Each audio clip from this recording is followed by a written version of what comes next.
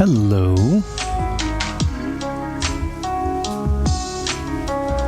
I hope everybody's doing famously, and hello again. Voice to text there, Ash. Your text, my voice, but anybody that's watching this one live, I want to offer a preemptive apology. There's a lot more latency on this than there would be on a traditional stream because I do the ultra low latency normally, which I think is about a second, maybe two. We did low latency last time, which I think is 3 to 4 seconds, and now we're in normal latency so that we can do the 4K testing, which is about 6 seconds, 7 seconds on average. So it's not ridiculous, but it is going to mean that my responses are going to be a little bit more staggered, a little bit more delayed than they were in the past. So your stuff will come through to me probably a little bit more delayed, and then I will answer them as I see them, but that means that the response may come out also a little bit more delayed, and I apologize. Just wanted to test a 4K game with 4K and some other different stuff, upgrades that I've been making to the stream setting, to the stream setup, excuse me, and just different things. I've upgraded some of the hardware, I've upgraded my GPU, I've upgraded some of the memory, I've upgraded just a lot of different stuff. Software and hardware both have been upgraded, so I wanted to test out the full capabilities of 4K because we have several 4K games that I would love to play, even though I'm definitely more retro. It's 9 to 1 retro, right? I love Star Wars games, and Jedi Survivor, this game, Jedi Fallen Order, these are all examples, I think, of games that I would like to play on the channel at some point in time. And there's still news of new games coming out in the next couple of years, like the new KOTOR, and I'd love to play that, and I think that's going to be all 4K and everything, so yeah. 6 seconds, man, I'm getting PTSD when I disappoint my girlfriend. Oh, no. No, it's not that. It's not nothing like. I mean, obviously, I know where you're going with that. Nothing like that. It's just a matter of is it 6 second transfer speed? Like it's not over in 6 seconds. So, you said you hadn't bought any yet. Sorry, I didn't answer this. I did have this before. I was just kind of giving the disclaimer. So, just looking at the minute, you miss physical. You have the retro room, but you need a second channel for new stuff, the current room.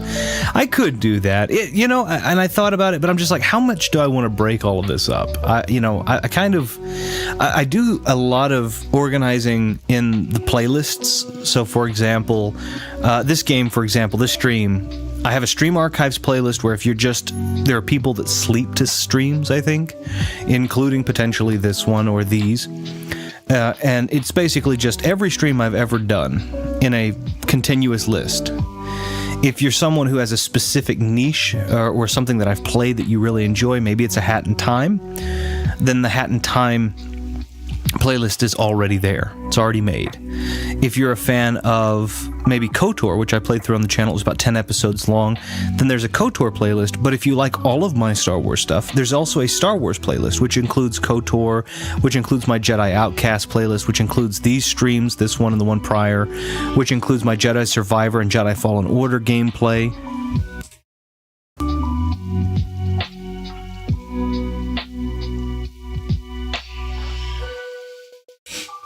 I accidentally pushed the wrong button, so sorry for the momentary mutant music.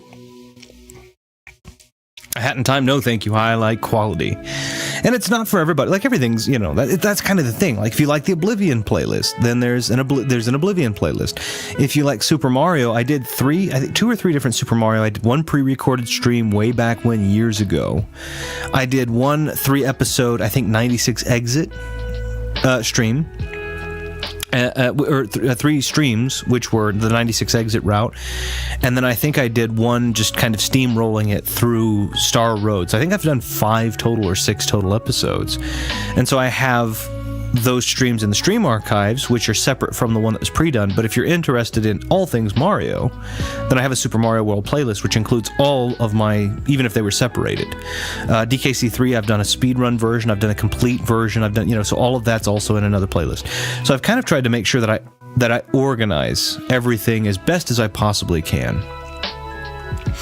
I like your Halo video with your friends. That was one of my favorites to make, and we tried to make another one, and it was just, it was okay. We had fun, but I didn't feel like we were really talking as much as we were because we were just so enveloped in the game. And we were missing one of our friends because part of it we were waiting for him to hop on. So it was different. So I haven't posted that one. I have the footage for it. I haven't posted it. I'd like to do a live stream. Normally we record them just because my friends can get a little out of sorts with what they say. And while I don't believe necessarily to censor things, I don't believe in censoring things because of them being like. I think having an opinion, I don't think you should censor opinions. I don't think you should censor most anything. But sometimes people can say things that are just absolutely disgusting, and it's like, okay, I'll spare people that. And it's funny and it gets a giggle and this and that and the other. You may recall I've played games with my friends in the past, Street 2, etc. You'll hear bleeping, and the bleeping isn't because I believe in being censorious. It's just stuff was said that was like, oh my gosh, I can't believe, like, that's just so. I don't give people nightmare images. So I try to usually pre-record those just in case that happens, so that we don't accidentally give somebody a nightmare visual in saying a scenario of something or another. But Halo is definitely one we want to do again. It's one that we had a ton of fun doing, and we've thought about doing that, making a series of it. We've also talked about the original concept of the channel. Obviously, I've talked about the purpose of the channel several times. I haven't actually talked about, I don't think very much, the concept of the channel. So the reason I started the channel, everybody knows at this point. I've said it, hundreds of times. Probably not hundreds on the channel, probably tens of times though, certainly. But the original idea was, I have the first guy on the channel with me was my younger brother. I'm the eldest of 3 children, of course, and we're all adults. We're all we're all well into adulthood and have been for some time. And yet it's crazy because he didn't jump into gaming. I jumped into gaming way back when, and he didn't. He had some, but he just didn't really jump into it way back then. He had other, And so it was kind of introducing him to an era of gaming that he didn't really extend to naturally, which was the NES and the Atari, and And the first thing we did, and again, I've left it up, it's terrible quality. I was still learning about how to do all of the stuff, and it's just, the audio quality's bad. There's an echo. It doesn't quite synchronize. There's stuttering and hiccups in the fairly low definition 16:9 stretched aspect ratio NES game with Spy Hunter. Because while I knew a lot about video games, I knew nothing, and I knew a lot about tech. I knew nothing about streaming tech, which is a whole different beast. And so we did Spy Hunter. We did 2 episodes of it, and I've left them up. I mean, it's just to see how far along I've come in the learning about how to do this and to make it high quality for everybody. And but anyway, we put the video of him playing Spy Hunter. He had no idea what it was, and it was just hilarious. It was, I still look and love that movie a ton. That video, a ton. We did Scooby-Doo, which was one that we had played a ton way back in the day. It was 4 episodes because there are only 4 levels. We did that. I still have a ton of fun watching those. The jokes, some of the jokes are stupid jokes. Like, they're stupid dad jokes. I've been a dad for a while. So I was a dad back then also. I made stupid dad jokes back then. But I loved them anyway. It was just us kind of riffing off each other. And I kind of what my point is in all of that, I miss all of that. I miss getting to have the friends and to riff off of them and such. When we hit 2020 and the pandemic, everybody kind of separated. Not everybody separated, but everybody was kind of forced to separate. We already don't live in the same areas. We're already, hours apart from each other. And we had done a couple of experiments with like GTA 5, with Halo, etc., with online testing, and that was kind of where that Halo video came, was the beginnings of the testing of online. But I actually spoke with one of the friends that was there, and my brother as well. I spoke with them on it, and they want to do it again. They asked a couple of questions. I mean, I think some of them might even be considering doing a stream of their own on their side, so we would have 2 different perspectives or 3 different perspectives. It's anyway. Point being is, we're planning on trying to do more of that. Although I cannot say specifically what or when. I can say that those conversations have very recently. We've talked about it just kind of on and off, but very recently that's ramped up quite a bit.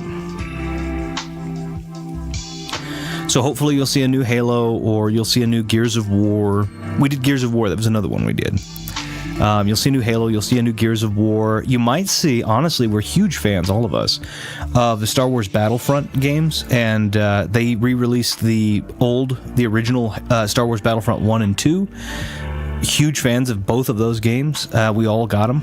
So we might actually play those online at some point in time. And... so you have more. You would have the same thing as you kind of have the Halo and the Star Wars content mixed together, because you've got this first-person, third-person shooter mixed with the Star Wars game. So, so to say what I was doing, the reason I've done this one again is Star Wars Outlaws, and I have named this one number 2. I did go back and change the title and such of the first one. So no, you are not. Did they fix those? They were working. I don't know if there was a ton of issues when we played them last. Honestly, I mean, we were able to get into servers pretty well. The controls were pretty solid. The difficulty was definitely more than it used to be, at least by my estimation. And remember, I want to be specific. I may have missed word. They have the Battlefront 1 and 2, the ones that EA got in trouble for, the gambling scandal way back in the day. I think it was 2017, 2018, something like that. These are the ones, the remasters are the ones that came back in came out in like 03, 04. And they worked okay. They worked really well, actually, when we played them last. So I hope to play them again. So long as they keep the servers live for them for a while, we'll play them. But we didn't have any issues with them when we played. Or at least I don't remember us having any issues with them. I should clarify that, because it's been a minute, but yeah. For those of you who are wondering, though, about the previous title, you're looking at it going, oh, the previous one now says 2K. You are not suffering from any... I did change the title. You're not suffering from any lapse of memory. The intent was a 4K, but I wanted to put the title in there saying 2K because I don't want people to go in there and expect to get a 4K test when it only goes to 2K. So, didn't delete or edit any of the conversations. Said 4K, then we said, okay, 2K, whatever.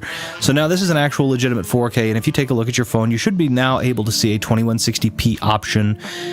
Some phones do support 4K, some don't. It's not going to be a big deal if you're on your phone. If you're on a laptop, if you're on a television screen of some sort that supports 4K, might be worth checking out to see if it looks any good. I've also updated the thumbnail. For whatever reason, it downscaled my thumbnail really drastically in the last one, so I'm going to be swapping the thumbnail for this new one. I had to repaint it because the lighting was just all screwed up, so if anyone's curious, I do paint my own thumbnails. Now, the art, by the way, being very clear, is not my art. I didn't paint everything from the ground up, but when I put my logo in it, I like to paint the lighting effects on them that reflect off of the characters' faces, so a lot of the orange and green that you see that's painted on, that's a part of, Nyx's and Kay's that are reflecting or mirroring off of her, I painted in. So, to try and make the logo look like it was supposed to be there in the first place, which it wasn't. So I hope it looks better. But yeah, I don't know what happened. I think it was because it was a PNG versus a fully, up-to-date, high, JPEG. So anyway, I think it was able to do it. So this thumbnail, if you look at them from tiny, not going to make a difference. If you look at them kind of zoomed in, if they take up any more than a quarter, a fourth of your phone, you're going to be like, oh, that resolution's night and day. So I wanted to make that more comfortable.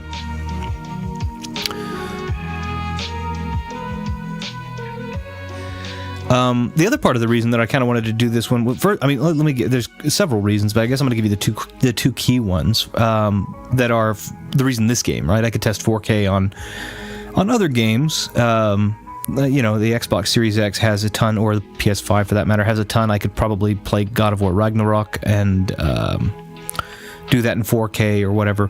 The reason with this game is, first, it's Star Wars, and I love Star Wars, and I've actually had a lot of fun with this game. I really have. I talked about it last time. I think a lot of people thought that it was... this game was kind of debated about being good or bad, and I've been made aware that there are a lot of patches that occurred to it, and obviously I can't critique it based off of those. But I can say that jumping in the last time that I jumped in, it was super fun, and everything that I've done so far, whether it's been patches or otherwise, has been a ton of fun. I've actually really enjoyed. And then the second reason is because I felt like I was still kind of in this tutorial phase. I felt like I was still kind of in this tutorial phase of the game, where I couldn't show you all of the things that I wanted to show you. And that was kind of a disappointment to me. Like, I wanted to be able to show you the ability to transfer from one space system to the next, and how they do that, and how relatively seamless it is, considering that was something that they were aiming to do in Star Wars Battlefront. And they kind of do it here, and it's kind of pretty good. You know, and again, I have other gripes that I've picked up now that, you know, I'm like, oh, well, shoot, you know, I wish. I talked about some previous gripes that I had a little bit. And so, you know, when I'm playing these games, something I want to be very clear about is, obviously, I didn't even put it in the... I said this last time. I didn't put a link out there saying, buy it here. There's no sponsorship. I'm not giving you a recommendation. I haven't played enough of it to say with wholeheartedly that it's just the best thing ever. It's, you know, I'm going to give it a this or that. So anything that I'm giving you is based strictly right now on what I've played and whether or not I'm enjoying it. It's completely unfiltered. You're seeing me play it. You're going to hear me say, oh, well, I wish they didn't do that. Or you're going to hear me say, oh, I love this, you know. I'm not promoted by anybody. There's no incentive for me to tell you to buy it. There's no, you know, affiliate link or anything like that. There's none of that. It's just to try and play a game and tell you what I think about it. You told me you'd kill me dead if I don't buy it, though. You told me. No, I didn't. I wouldn't do that. If you enjoy it, though, it looked like it was in your list there, from what I could see, unless I was mistaken. It looks like you might have enjoyed enough of what you saw of my last one to pick it up. Again, I want to be very clear. I am enjoying this game. I want to separate... There's a lot of the politics and the game industry and the behind the scenes, right? And again, I've said this last time, Ubisoft has a bunch of stuff that they're doing as a company that I think is absolutely terrible. I don't think that I don't want any part of that. I think people should be able to own their games. I love Ubisoft from the past. I was a huge fan of Splinter Cell and a lot of the Tom Clancy games. Ubisoft has made some great Assassin's Creed games I actually liked quite a few of. Not all of them, but quite a few of them. Ubisoft is a game company that I don't like the business side. I don't like how they try to conduct themselves as business people. But when it comes to making games, there are a ton of Ubisoft games that I absolutely love to play. I still like to go back and play the Splinter Cell, the original Splinter Cell trilogy, even though Double Agent and Conviction and Blacklist are all really good too. I love the original three.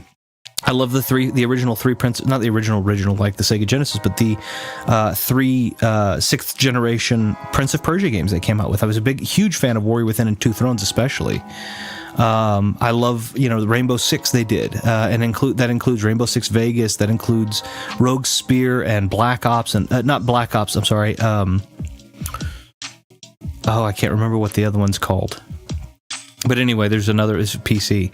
I'm not a, like, you know, I can separate those things in this case, right? I understand that.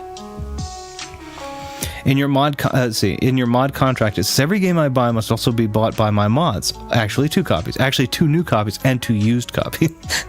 just so you have some. And they're not allowed to be sold until they've depreciated beyond your initial investment. I hope that's understood. You are not making money on. I'm just teasing. No, I really want you guys to like. That's the thing. If I play a game and then I'm on here and I'm like, this is terrible. Like, I'll tell you right off the bat, I collect bad games. I have Dr. Jekyll and Mr. Hyde. And by the way, Robert Louis Stevenson, I believe Jekyll is actually how they wanted it pronounced. Maybe I'm wrong, but I'm fairly certain that's how he wanted it pronounced. But if you like Jekyll, it doesn't matter. It's fine too. It's just that's why I said it weird. Say it whichever way you want. That's just why I said it weird. That's all I'm saying. But I have that game. I have Sonic 2006 for the Xbox 360. That's a terrible mess of a game. I have Two Worlds and Two Worlds 2. Two Worlds 2 is not awful. Two Worlds 1 is awful. Terrible game. I do collect bad games. I do like bad games. I have Bayou Billy, for goodness sakes. That game is ridiculous. And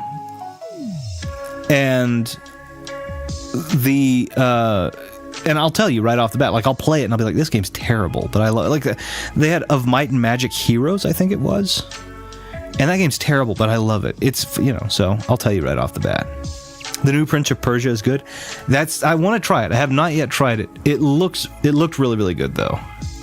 Jekyll, yeah, I believe that is the way that Robert Louis Stevenson, who is the author of Jekyll and Hyde, I believe that's the way that he said it was pronounced. So that's why I pronounced it that way. But if it's maybe I'm wrong.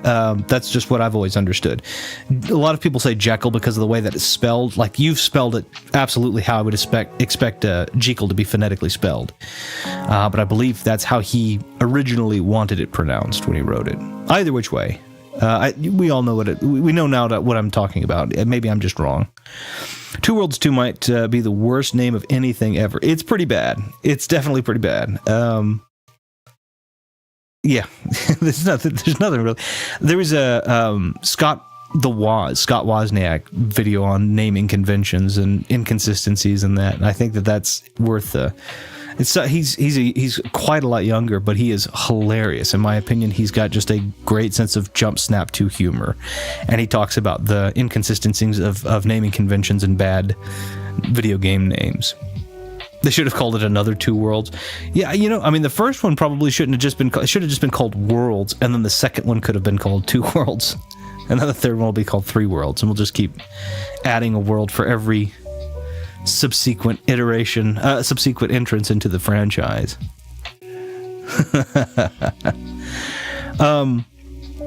But to my initial point, yeah, I'm not condoning when I say something is good. I'm not condoning the business practices. I'm not saying that I espouse everything that somebody believes in, company-wise, or Ubisoft, of course, was the one that had the person, CEO, whatever, come out and say, yeah, no, I think people should be comfortable or get comfortable with not owning their games. I heavily reject that idea. That goes back to the original, they shall own nothing and they will enjoy it or they will like it. But yeah, I'm heavily against that. But that having been said, does that mean Ubisoft doesn't have a team of people who may still disagree, but it's a job to them and they want to make the best, this, that, and the other? Best Star Wars game, best... No, I think they've got people there that probably disagree with the politics and they just want to make a good game. And I think they do a good job.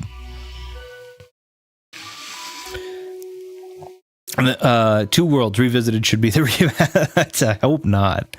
Like The Witcher 3, terrible, but you have a copy of that. I love The Witcher 3, and I'm super excited.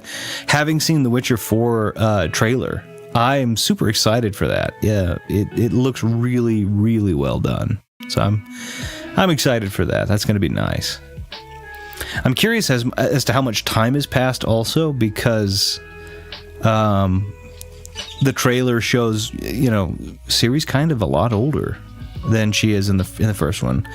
And Geralt, by the time of The Witcher 3, is already about 100 years old. Now, Vesemir at that time was about 300, so Witchers can live a long time. But I am curious to see what, maybe 150-year-old Geralt's looking like with, I don't know if 130-year-old Geralt's looking like with, 48, 49-year-old Cirilla. Did you hear the crazy reactions? No, I didn't. I haven't heard anything on the reactions. They've gone woke because Ciri is apparently ugly. She's older. She wasn't... Firstly, she was not ugly. I don't think that at all. She's older, yeah. Because in The Witcher 3, she's a young, 18 to 21-ish, and in this one, she's, 20 or 30 years have passed. No, I think that's silly. I mean, I'm not going to say whether they have or haven't gone woke. I've not played the game yet. As far as being a female protagonist, in this case, it makes sense. Ciri is a big part of The Witcher 3, and she's older. I mean, she's older. I didn't think she looked ugly. I thought she was, she looked like a well put together older woman, who may have lost her way a little bit. I finally started playing Cyberpunk 2077, but I've got to say I'm disappointed, man. What's disappointed you?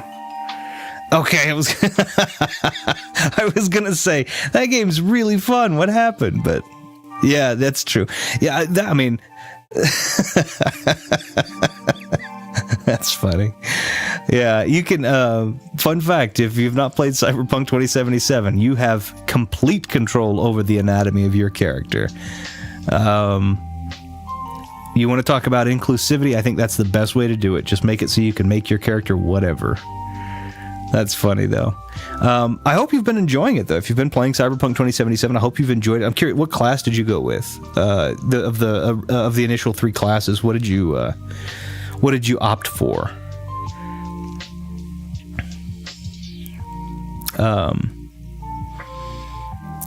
Which I'm glad. I am glad you're getting to play. I think that game is a lot of fun. I think they put a lot of TLC into that game. The launch was obviously botched, and we've talked about how they've decided to eat crow for it, and sure, that's good. The launch was obviously botched, but I think the game, at its heart, as well as what it is today, and I think really what it was into 2020. I mean, that game is as crazy as it is to believe. That game's almost 5 years old now.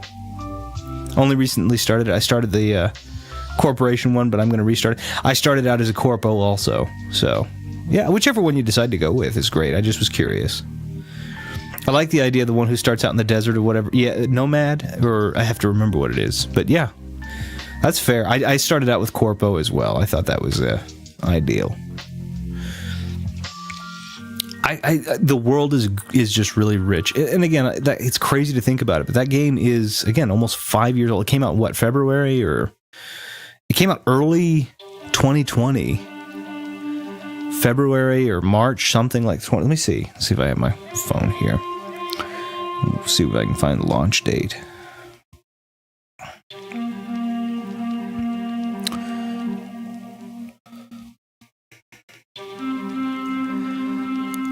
Oh, never mind. It was December. I was wrong. It was at the end. So it is 4 years old. I don't know why I felt like it was at the early 2020.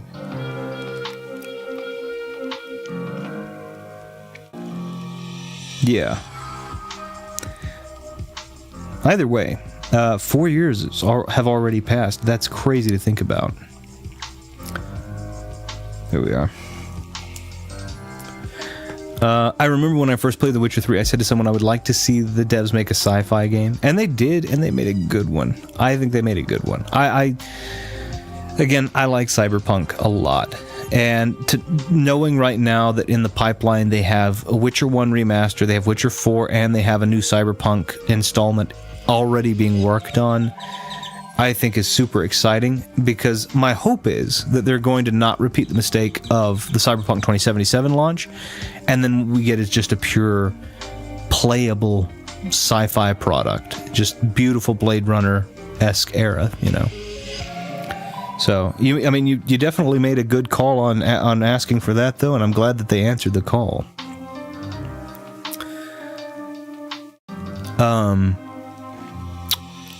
Also, recently, just as a side note, I'm not usually I'm not saying I'm not a cinephile.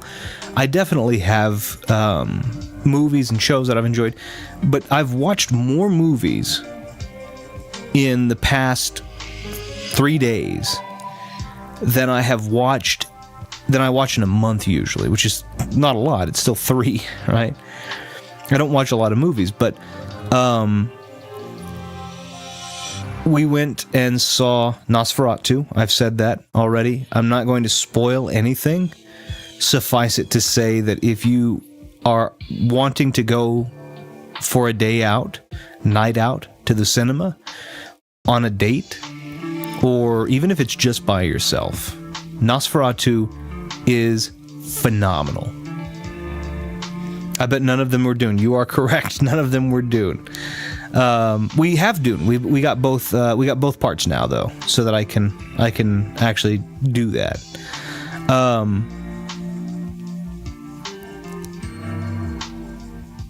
Yeah, we have both parts now, so that I can do. I was making sure I wasn't mistaken. We watched them because they were ones that I was interested in, and my wife was interested in. And if one of us aren't interested in it, generally we always wait for each other. If one of us aren't interested, then it's a lot more difficult to sit down and watch the movie.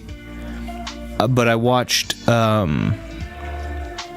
Nosferatu, which was great, just fantastic. I am super excited for that to come out. If they do like a Steelbook, Blu-ray, something like that, that's what I'm getting. I want a physical copy of this guy.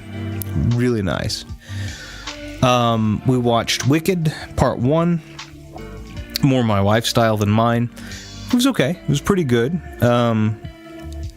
I liked the original Wizard of Oz. I was a fan of that. This is very different from that. So I was like, And then we saw Joker, what is it? Folie à Deux? Which I thought was okay. Not bad, actually. There were some things some twists and turns in there that I really enjoyed. My understanding is a lot of people didn't like it, but ultimately I do. I liked it. I thought it was good. As a matter of fact, I would argue that I think we talked about rating them. Which of the three movies do you like in order? Number one being the one do you like the most, 3 the one you like the least. And all of them we liked. At number 3, we put Wicked. It was good. The songs were good. It was a musical. Songs were good. I do like musicals. My favorite is Sweeney Todd, Demon Barber of Fleet Street, so I'm more into dark and gloom and doom. Wicked was number 3 because it was a little bit... it was okay. It was good. It was well acted, well sung, but it was much less doom and gloom. It was much brighter and happier, and, Then you get...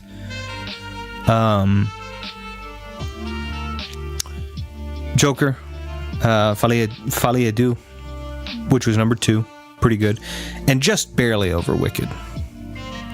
And then Nosferatu was just wildly out in front at number 1. Absolutely wildly out in front. Huge Robert Eggers fan. I'm dying to see it, but I almost want to wait because I don't have the patience. People are annoying, loud during a film. I'm dying to see. I might throw them down the stairs. We had, I think, one instance. The theater we were at is like a dinner theater.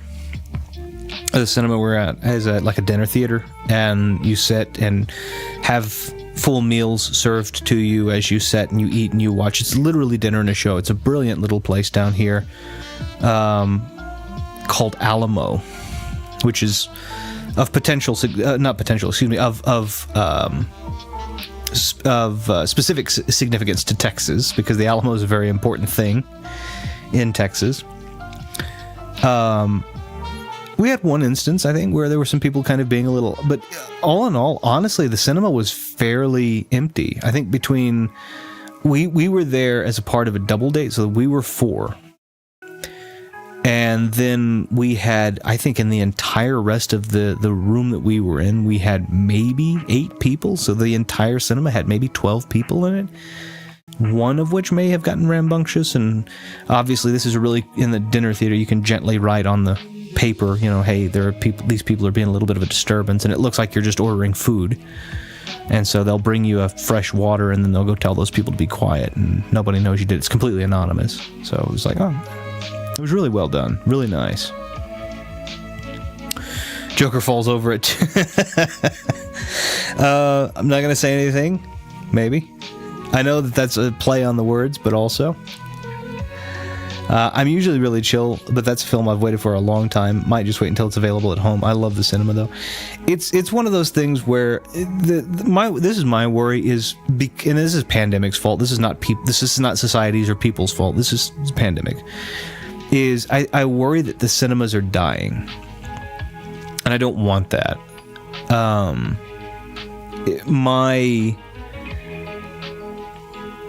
There was a cinema that was kind of close to where I lived, 20 miles or so, and they completely shut down. They just couldn't sustain themselves with business, and so part of me wants to urge everybody to go to the cinema as much as you can when you're interested in watching movies, because I don't want that side of business to die, and it can very easily die, and then they'll have to reevaluate how we do everything. It has to all digital sales and Nielsen boxes and all that stuff. I don't want all of that. But I understand, like in this case, the movies in general, I would do that. But for most people, I would encourage most people, though, if you're interested and you're not just super, granularly concerned about this, I would say visit your local cinema. It's in the dinner cinema, the one we were at, just a wonderful experience to sit there and to have food and drink served. You've got your table, you're sitting there and you're watching the movie, and it's really nice. It's a real experience. Hey, we should go on a double date if that'd be cool. My girlfriend and your wife will have to find other people. Whatever. Yeah. Nice. They're definitely dying. Yeah. Streaming is also being watched less though over the last few years. The question is the art of cinema dying? And if it is dying, in favor of what? Is it dying in favor of YouTube? Is it dying? Because I love movies. I love cinema. Cinema's been around a while. I mean, it's not been around that long, but it has been around a decent amount of time. And I love movies. But what are people going to? If people were going from cinemas to books, I'd be like, okay, you know what? I don't want the cinemas to die, but I get that. Books are good for you. But it's not even that. People are going, what are they going to? The thing that annoys me is me and my other half love watching foreign TV shows, especially Japanese and Korean. And so many of them are removed from streaming services. I want them on DVD or Blu-ray. I understand that, and I can agree with that. Now, obviously, VPNs come in handy in that regard with geo-restricted content, right? I'm not sponsored by any VPN. Everybody always gets, I'm sure, sick of the, NordVPN. Any VPN. It doesn't matter if you have to pay for it, if you can find a free one. And there are free VPNs out there. Okay? They really do help with geo-restricted stuff. I'll tell you what's completely dead. A favorite of mine, action, especially action stars. The Stallones, Schwarzeneggers, Van Dammes, and non-existent nowadays. It's just not the same. Stallone kind of made a comment on the reasoning behind that, and I kind of agree with it. We'll go a little bit farther in the commentary portion of this. The way that Stallone says, he says people today aren't used to what it used to be like. Suitcases have wheels, and that's not right. You're supposed to pick it up by the handle because life isn't meant to be easy. And kind of part of that is there's been this societal shift away from what people consider to be toxic masculinity, which is the desire to show the strength of your big muscles and you're strong and you're going out all guns blazing. That's not what toxic masculinity is. I'm not offering an opinion in this case. I'm telling you forthrightly that toxic masculinity is not a man's desire to do things that have been classified as societally or traditionally masculine. That is not toxic masculinity. Some people say, well, if he has to show off, if people going, like I'd heard one person say, this was like 2 years ago, a man that walks outside in shorts and a tank top in cold weather is toxic masculinity. No, he's not. If he wears, so long as he's not indecent, if that's what he's comfortable wearing, then he's fine. Okay? If you don't want to wear that, then you don't have to wear that. That's called adulthood. You get to make your own choices. Other people get to make theirs. Toxic masculinity can be, and I think is very, very rarely this, but can be if a man has to be so macho that it impedes on you getting to do things because he has to be in charge because he's a man. I think that happens less than 0.5% of the time. Right? I think if somebody's like abusive domestically or whatever, I don't think it's linked to masculinity. I think it's linked to another issue completely. And I think that's a problem, and I think that should be solved. What I believe toxic masculinity actually is the fact that men believe that a lot of them believe that they can't go and talk to other people about how they feel because they aren't supposed to feel because they're men. I believe that it's the redefinition of stoicism to actually mean repression. Stoicism is the ability to bear a burden without flinching. But it doesn't mean that you don't need help down the road and that you may not want to talk to somebody about it, be that a professional or a confidant. That is what toxic masculinity is. Toxic masculinity's greatest victim are the men who are told consistently that they are not allowed to feel something or to share a weakness or to talk about something because they are men. Now, I'm not like that in a lot of cases. I don't have the same, I'm not as emotional as most men. That perhaps is my defect. It's not because I'm masculine and machismo. It's just my brain chemistry doesn't work that way. I don't suffer from depression. I'm not uber happy all of the time either. I'm just kind of me, and I'm happy with that, or I'm fine with that. But there are men out there who need to be able to experience the full gamut of support when they feel, anyway. If they feel depressed, they need to be offered the same resources as anybody would. If they feel like they need to vent, if they feel sad, if they feel overwhelmed, they should not be judged differently for seeking help. And that's what I think toxic masculinity is. It's society's imposition on what they believe masculinity should be. Anyway, I didn't mean to digress, but I have very, very strong opinions on that because I have lost people because of that. And I think it's ridiculous. I love Stallone, probably my favorite actor of all time. Stallone's fantastic. I think he's great too. I'm a huge fan of all of those that you've mentioned. I mean, Jean-Claude Van Damme, Arnold Schwarzenegger, Sylvester Stallone. Obviously, if you want to throw some of the supporting actors in some of those, like Carl Weathers in, which of course has, rest in peace, but real men only feel sad at the end of Terminator 2. That's funny. I mean, that's the thing. That's my opinion on the whole talk. But anyway, people have been discouraged from doing the uber masculine, movies because they've been dissuaded from doing that because that's that leads into the toxic masculinity. And it's like, no, it doesn't. It doesn't lead into toxic masculinity. It's an action movie for the sake of action movies. Taken with Liam Neeson, The Expendables, right? With all of the huge, action star casts that they get.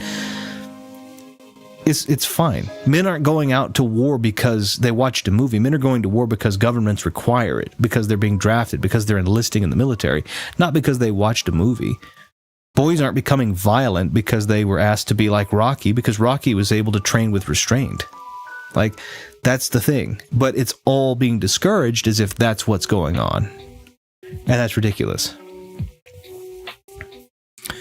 Yeah, Carl Weathers, Kurt Russell, Dolph Lundgren, yeah. Also favorites. Yeah, absolutely. John Wick and Extraction are great nowadays action movies. Yeah, there was Nobody with Bob Odenkirk, which I think is also pretty solid. Very John Wick-esque. There's an element of that, but it is different, right? When you have John Wick and he's the bulletproof. He's got James Bond, right? Last James Bond movie came out in 2021, so it's been a bit, and it's one of the James Bond you haven't heard anything about it, and about them doing a new James Bond, and there was some talk that maybe they wanted to make a female James Bond, and of course, I believe her name is it Barbara Broccoli? What is her first name?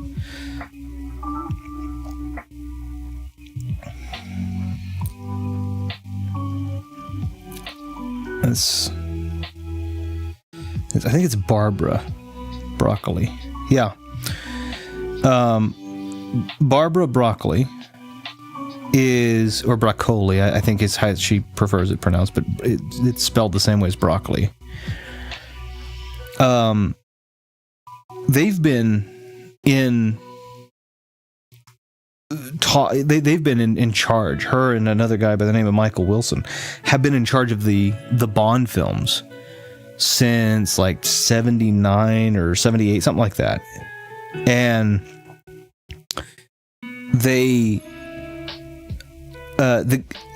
Amazon bought MGM, I think, and they were like, we want to do a female 007. We want to do it this. And Barbara Broccoli's like, no, that's stupid. That's not who James Bond is. That's not who Sir Ian Fleming wrote about, right? And then you get all this, well, he's sexist, he's misogynist. He is.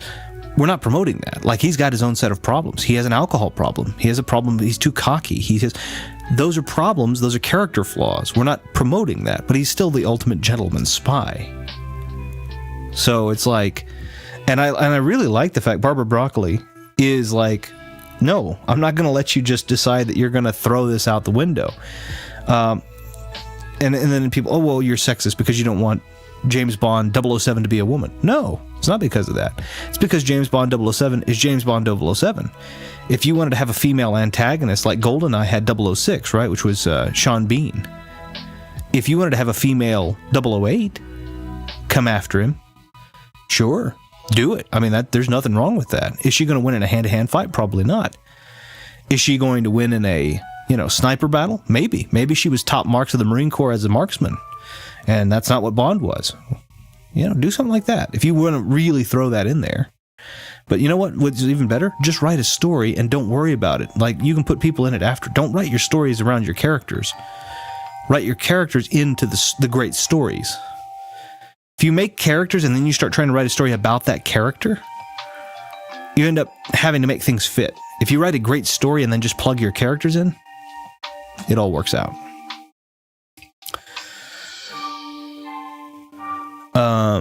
Nobody was good too. Yeah, I thought it was really nice. I thought it was pretty.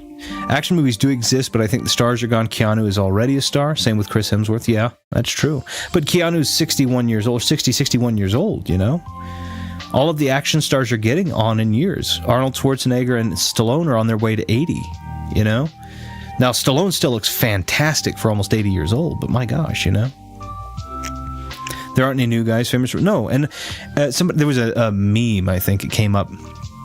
I actually talked to my brother yesterday about this. I think it was yesterday, but if not, yesterday, the day before. We were talking, and I was talking about how there's this, like a meme, I think it was, and it was men in their 30s in 1990, and it shows Jet Black from Cowboy Bebop. He's the bald guy with the kind of spiky beard, and I liked Cowboy Bebop in the late 90s and such. So I was, I thought it was kind of cool. And then it was like them now, and they look like a baby-faced, like, animated anime something or another. And I was like, yeah, kind of. And I think it's fine to try and be young, but it's, the name's Bond. Barbara Broccoli Bond. Good Lord. It's always stupid. It has nothing to do with racism or sexism either. If the new Blade was a white guy, I'd find that stupid too. Yeah, exactly. Blade is not. Yeah, he's not. Same thing with Luke Cage. Like, that's the thing about it, is when you make a good character, you can't imagine them being anything other than what you've written them to be. Luke Cage is a great example of that. Luke Cage is Power Man, right? One of the coolest characters, came out of the 60s, 70s, something like that. Big yellow shirt, big belt buckle that says Cage on it. Gigantic man, right? Bald head. Terry Crews would probably be an ideal casting for this guy. I can't imagine him being a big, Wilson Fisk guy. There's Kingpin, but I can't imagine that, it's just so well written that I can't. Jubilee from X-Men, Jubilation Lee, is an Asian female, and I can't imagine any of that changing about her. She's just, that's her character to me. All right? But the same is true for little 5'3" Wolverine, which Hugh Jackman has fulfilled very well. If Rocky is ever remade, God, I hope not, and Apollo Creed isn't a black guy, I wouldn't like that either. You can't take... But that's the thing, you can't take Carl Weathers out of that, to me. I mean, you could, I guess. They did, Michael B. Jordan in Creed, right? But it's like, Carl Weathers made that such a big deal. Like, same thing with Clubber Lang, right? Mr. T made that such a big, he just put such an impact on that role that it was like, you can't do it. You can't redo it. Miles Morales is a great example. Exactly. Miles Morales is a fantastic... It's the thing. When you write your story and you stop worrying about the diversity and the this and the inclusivity, and you just worry about your story and plugging the characters that make the most sense in, not their race, not their... just the people you think would do a good job, you get great movies, and they happen to, and I've said this before, they happen to have diversity already in them. It's the thing, if you control for diversity, you may leave talent on the table. Not saying you will, but you may. But if you control for talent, you probably will not leave diversity on the table. Right? If you're controlling for something that isn't talent, you'll probably leave it on the table. If you control for talent, diversity, it may not be quite as diverse as it would have been if you controlled for diversity, but it's still going to be diverse, because what you'll find out is if you control for diversity first, it's hard to discern what talent was left on the table, right? But when you control for talent, you'll find that all kinds of people are incredibly talented.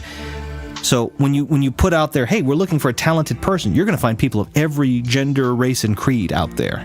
But if you say, hey, we're looking for an Asian person and a black person and a white person, then you're going to find out that automatically excludes other people, right? Maybe in this particular thing, Korean people happen to have a larger demographic that is talented in that direction. So you're not going to end up with a ton of as much diversity, but you would end up with a great Korean staff who are highly talented, tip top. You might do that with white, you might do that with black, you might do that with... It doesn't matter. It's just, that's how that works. Nobody does it, though. And that's why it annoys me when people say there weren't any roles years ago. I grew up obsessed with movies full of black actors and Asian stars. Yeah, there were tons of... There's tons of inclusivity. People don't want to see it. People don't want to see the inclusivity. There's a ton of inclusivity. I mean, again, think about this. People talk about Star Wars, right? Let's just talk about Star Wars. We'll talk about Star Wars in 6 movies, right? We're not going to talk about the sequel trilogy. We're just going to talk about the first 6 for now. Oh, we didn't have strong thises and that's. Well, you had Lando Calrissian, right? You had Nia Nub, who was basically an alien species, Soliston, which was basically played by an Asian actor, if I'm not mistaken. You had Leia Organa, who literally choked out a crime boss. Yes, she was subjugated to some stuff, and that was awful. She was subjugated and she was subjected to some stuff. And that's not, great, but at the same time, she choked him out and became a huge part of it. She ran an entire segment of the rebellion, right? You had Mon Mothma, and right now we're just in 4, 5, 6, right? You had Mon Mothma, who ended up becoming a huge part of things, even before Disney took over. She's awesome. If you move into 1, 2, and 3, you have Padme Amidala, who is fantastic, right? And awesome, and she's got that full heartiness. She's not, she's full of herself, but she's, and you've got Mace Windu, and you've got Jocasta Nu, and you've got, if you want to go into some extended lore, you've got Asajj Ventress, who's amazing. One of my favorite books, by the way. One of my favorite books is called Dark Disciple, Star Wars Dark Disciple, and it stars Asajj Ventress and Quinlan Vos. Neither one of them. Quinlan Vos is an alien species akin to kind of like a native, almost Native American cross-Polynesian race, which is a very interesting, it's super cool. Super cool character. Not perfect. Makes fault. And then Asajj Ventress, who is Radataki. Female. Awesome character. And then they go to the Clone Wars. You got Ahsoka Tano. Super good character.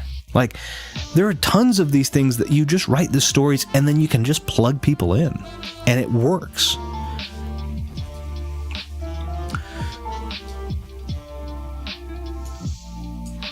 Look at John Carpenter's The Thing, my favorite movie of all time. Imagine if it was made today. There's not a single woman in it. Doesn't matter. No, exactly. That's true. Look at Shawshank. Oh, hey, Viddy. Look at Shawshank Redemption, IMDb's favorite movie ever. Imagine that made today. There's almost no women in it. Doesn't matter. That's true. That's true. The things got really weird. It makes no sense. If your story had about 4 white men, it should be allowed to be made. If it had 2 Korean gay guys, it should be allowed to be made. Again, if you're if you're writing stories and then plugging the characters in, it'll be good. If you're writing characters and then plugging the story in, it might be rough. I've never looked at anything and complained the cast doesn't look like me. It's meaningless. I'll never understand. No, I'm playing this game as Kay Vess. I have nothing in common with her. And yet, I think she's a compelling character. I don't mind her character. Is she perfect? No. Do I have gripes? Sure. I do that of any character. But I like her character. I think she's fine. Whose video? Instagram. Yeah, I saw that. I saw that post you made. And the way they wrote it in was kind of like I expected you would write it in. Of course, I don't really do any of the social networking very well, but seeing I have a YouTube channel and an Instagram, it almost sounded like you would have done it. So whoever did it had, I think, done a little bit of research on you. If not, they were just really lucky, because I can imagine that having been said that way. I never complained that I had to play as Lara Croft in Tomb Raider. I just played, or as Aloy in Horizon. The Horizon games are super fun, and you play as Aloy, and she's a lady. Senua in the Hellblade games. Super cool. Don't care. Like, again, I have no objection to playing as someone that's not my race or gender. I have no problem with that. That's never been the problem. My problem is when you put a checklist on inclusivity and you sacrifice the quality of the end product as a result of it. And a lot of people say, well, it doesn't have to be mutually exclusive. I can write a story about women and it can also be good. It can be. But if you decided you were going to focus on it being about women first and then the story being good second, the odds of it being as good as if you had flip-flopped those is substantially less. The odds of you writing the story and then plugging the women into it and it being good are better than if you wrote the women and then said, I'll try and make a story where these guys fit together. I've never looked at anything and complained the cast. Yeah, okay. Who's this video? Yeah, I never complained that I had to play as Lara Croft. Yep.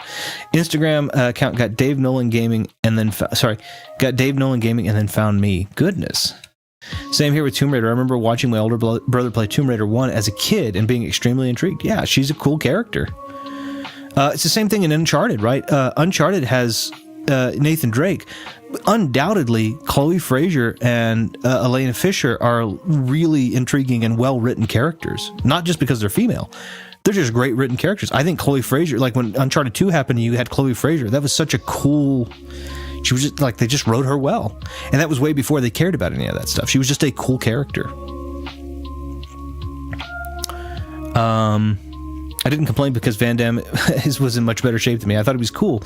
This idea that you have to see yourself in entertainment is insane to me. No, and some of it's inspirational, and some, obviously you don't need to have a 6-pack or an 8-pack to be okay with this.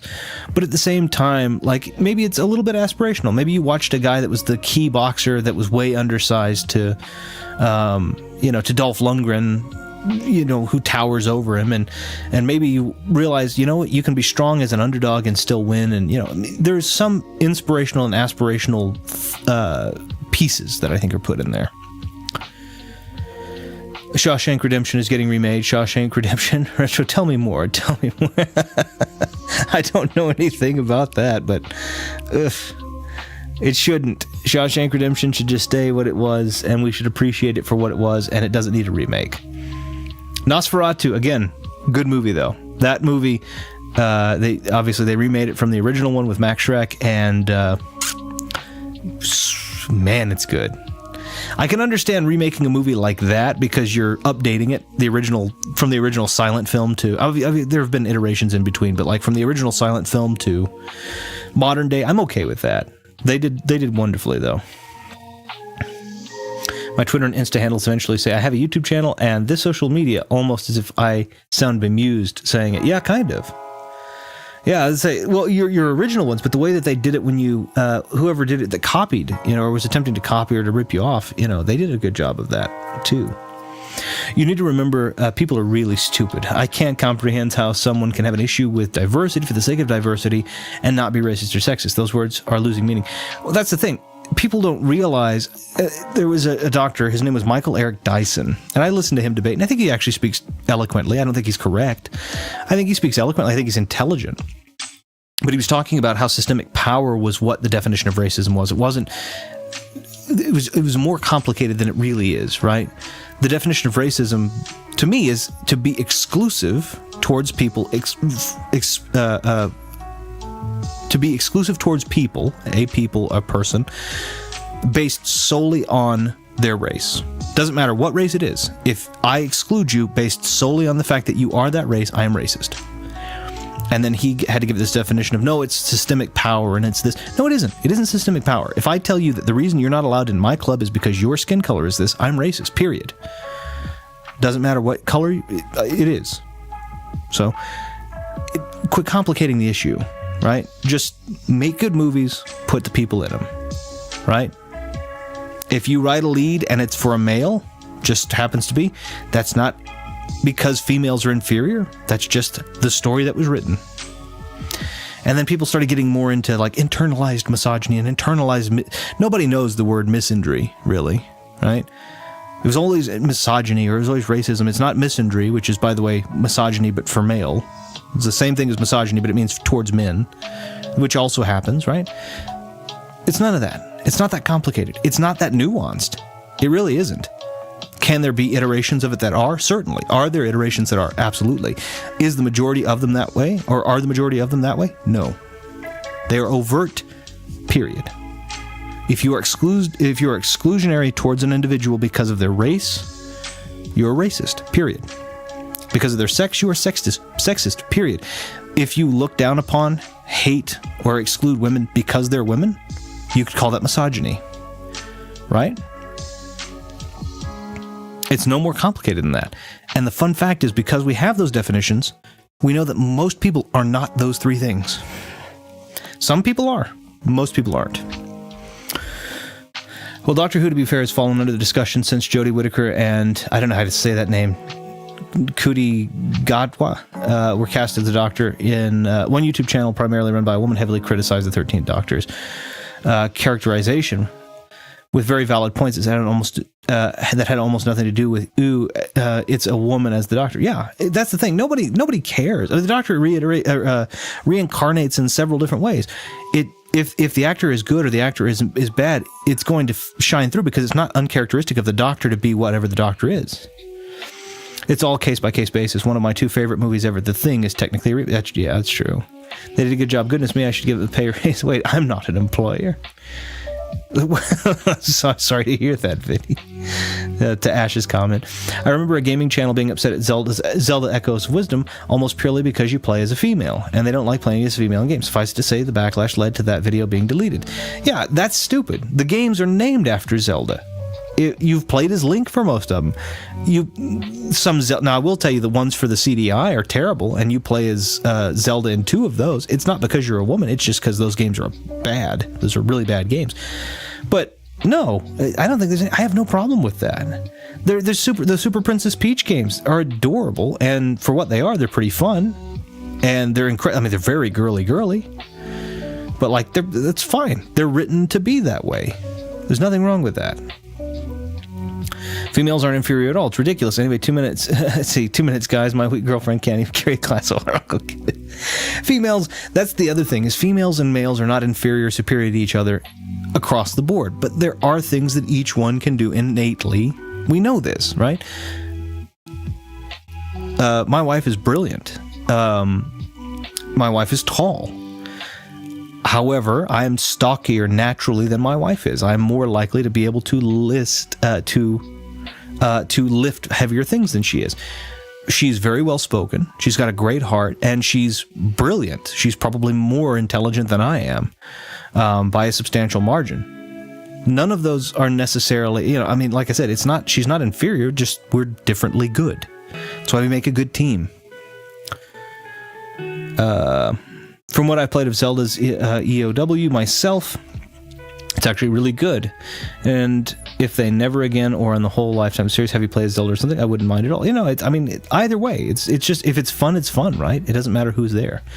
Link can still be the main character every time, as long as Zelda mostly has a part to play in the series arc. Yeah, either which way. I mean, if the Zelda games are good and they switch it so that Link's in trouble now, so long as the game and the story are still good and they're focused on the story more than they are about inclusivity, fine.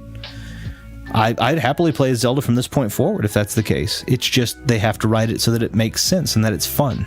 I dislike all people equally, that's fair.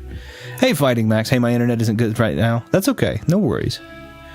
I'll tell you what, they better not make Samus a woman. Not in my Metroid. See, that's another great example of a great female protagonist. Samus Aran is an awesome protagonist.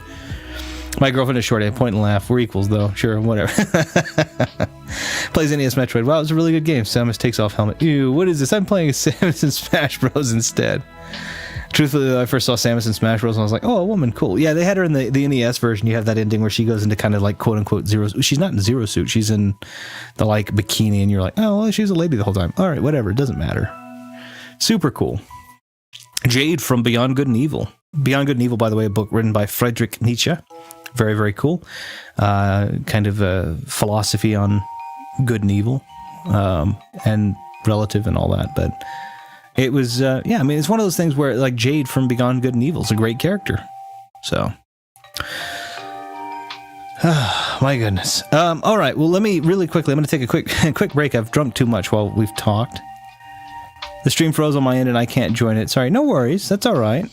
Sorry that it froze. I'm wondering if it's... we're doing it in 4K. I don't know if it's because of it being in 4K automatically or if you can do it in 480. Let me see if I can go really quickly to my break screen. I'm going to take just a moment. I've drunk a little too much, and then I'll be right back. I'm going to try and push the right button. Perfect.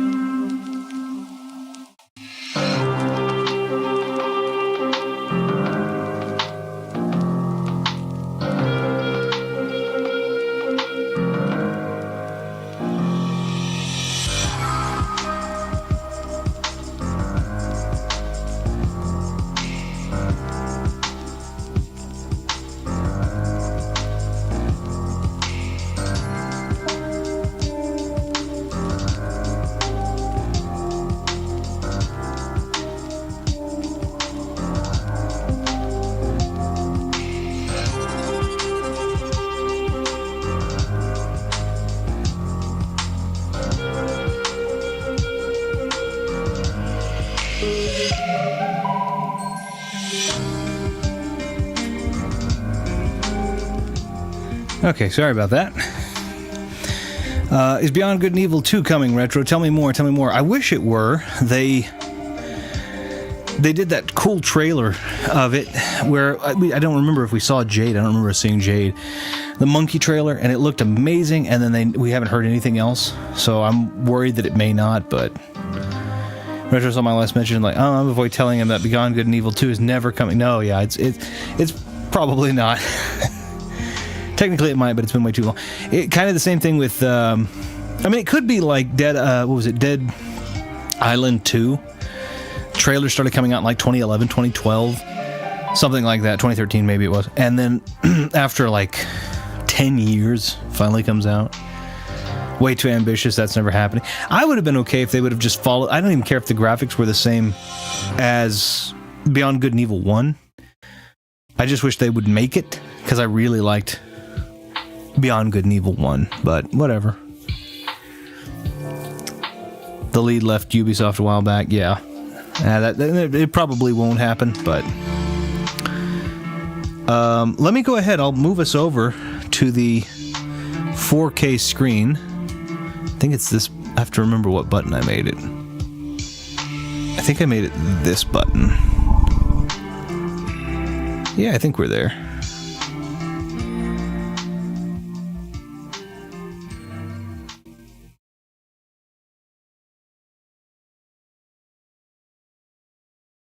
And we get really cool Star Wars music.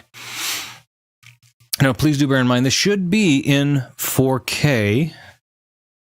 I don't know how it looks or if it looks good, but we should now see, this time, a 2160 prompt.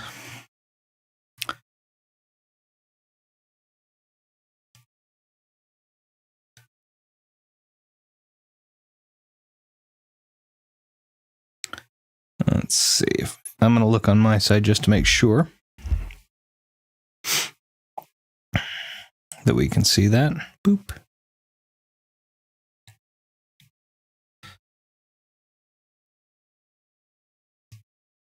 Let's put that there.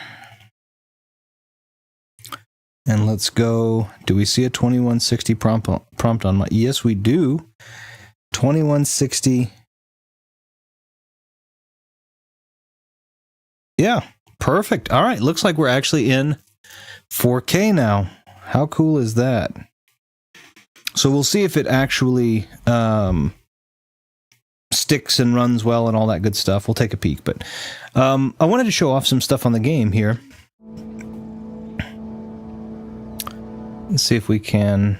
I'm just doing a little test where I'm taking a look at things. I'm trying to take a look and see how long the delay is.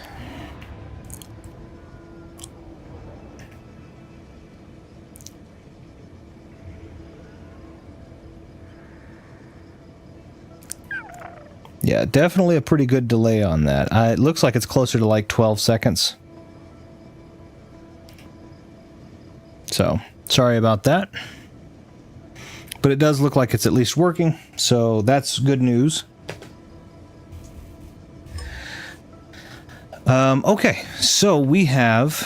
I'm actually on a different planet right now, but I wanted to demonstrate. This is kind of cool. I thought it was neat. I'm on Tatooine right now.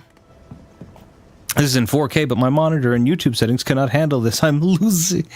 Do you not have a 4K monitor? I'm sorry. Not all, most cell phones nowadays, and I say nowadays, my cell phone is older, but it was one of the first versions. Most cell phones can do a 4K stream. Now, I don't know if your monitor can, but see, look at the little 4K. I only want to borrow 20, but that's generous of you. Lend me a 20 quid. So they put a lot of details. We're on. You can see that there's some track. Nix is making some tracks in the sand, and yeah, very cool. When you get to a certain angle with these, a little frustrating because you do have to get to a certain angle. You'll see a little dot appear above their heads. See right there? You can see it.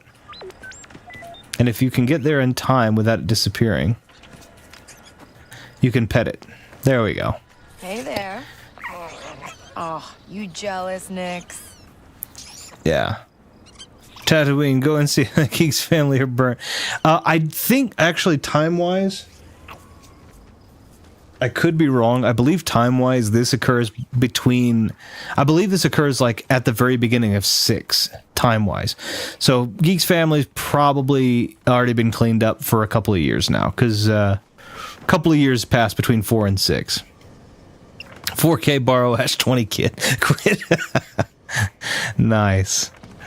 So let's I want to show you this really quickly. I'm going to go back. I see Tatooine also has bats shown at the bottom of the screen. No, those are they're my little thing. Again, I have no problem with people using my footage, but if they wanted to crop it, it makes it a little bit where I can kind of see that somebody used it.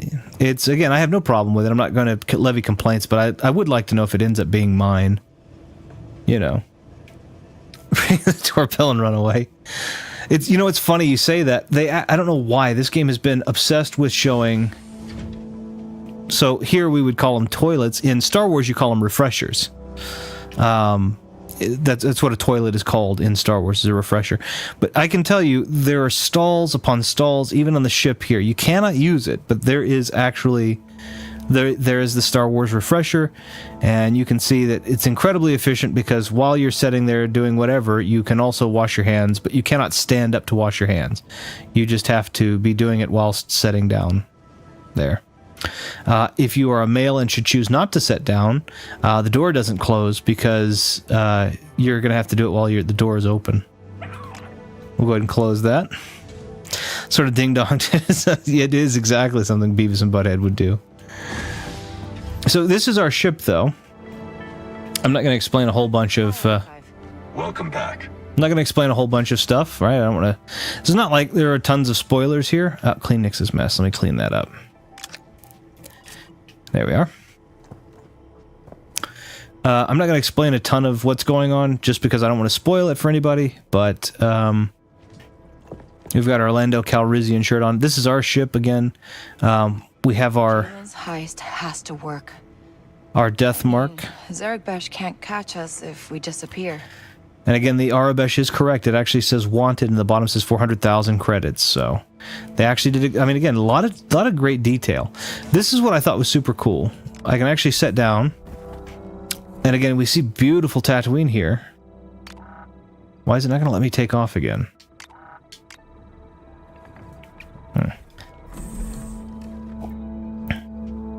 You see, I'm going to try it one more time. I'm going to see if not, I'm going to get through where I can actually take off. I'll show you. We're not missing any ship parts, so I'm guessing it just wants me to do something, but oh well. The real took a downgrade. The small. This is a. I don't know if anyone's how familiar everybody is with Star Wars, but. The tiny cape. This is based on Lando Calrissian's outfit in Episode 5. When you meet him on Bespin Cloud City, he has a full scale cape, but I think to make sure it's more practical, you can see all of her guns and stuff. They gave her a tiny cape. They actually have a pretty good. They give you some cool outfits too. There's a couple. I'll go to the wardrobe here. A couple of references to other movies. You've got a Han Solo jacket. You've got a kind of a Boba Fett-esque jacket. Even a more Boba Fett-esque jacket. You've got Han Solo's Hoth jacket from episode... it says it belongs to Jet, but it kind of looks like the Hoth jacket. And then you have the Lando Calrissian. And then you just have her shirt, right? Just, this is what she wears. And then you have this Ronin thing. So, I put her in this, but... And gun belts and all that kind of good stuff. Again, I showed these off a little bit, but... And I actually have a bonus slot here. I have a little chew toy, so we're going to equip that. And I don't think I have any other charms. Yeah. And we have little Nick stuff, right? We have little shoes and... Put a little cybernetic implant to give him a little bandolier on his back. I thought the goggles were the cutest, so I like him. Maybe I should wear cape. Cape is good. You can't take off because you need some power converters and washy wallops. No, you don't, Tashi Station. No, we're not going to Tashi Station. Tashi Station, if you remember when Luke says it, he says he says I was going to Tashi Station to pick up some power converters, and then Uncle Owen says you can goof off with your friends when your chores are done. So that wasn't what you needed. That was what he wanted to do. Waste time with your friends is what he says, actually. Well, if you're missing ship parts, the Pikmin can get them for you. Wait, what? Wrong game. Just throw rock Pikmin at the window. No Slave Leia. Where's the Slave Leia? I don't think there's a Slave Leia outfit for her. I do. We are on Tatooine, though, so we might meet with the Hutt Cartel. So if you remember when I was out and about last time, I was on a different planet. So you can see that a lot of the planets are actually really pretty well realized. Because here we are on Tatooine. Okay. And we're in Hutt territory, but they're not going to shoot me on sight. They don't like me, but they're not going to shoot. They shouldn't shoot me on sight.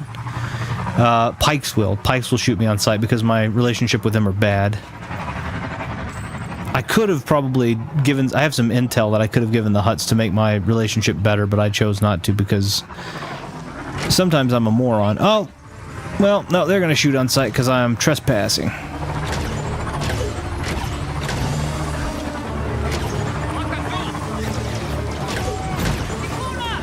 Uh-oh. Maybe there's a data pad or something that can tell me who that old gunslinger is.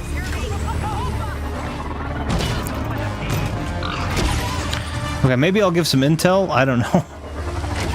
Can I give some... No, well, no, I don't know. Actually, he needed it because his Turbo Blower 4000 had just broken. He wasn't getting enough privacy anyway. That's why he wanted to leave the planet. George told me. No, there is a deleted scene. Let me see if I can brute force this. I probably can't, but... And if there's a sniper, I'm screwed. That's not a sniper. That's just a bad shot. That's a Gamorrean. Gamorreans can take lots of damage. What's that? You don't know who Nix, you're messing get to cover.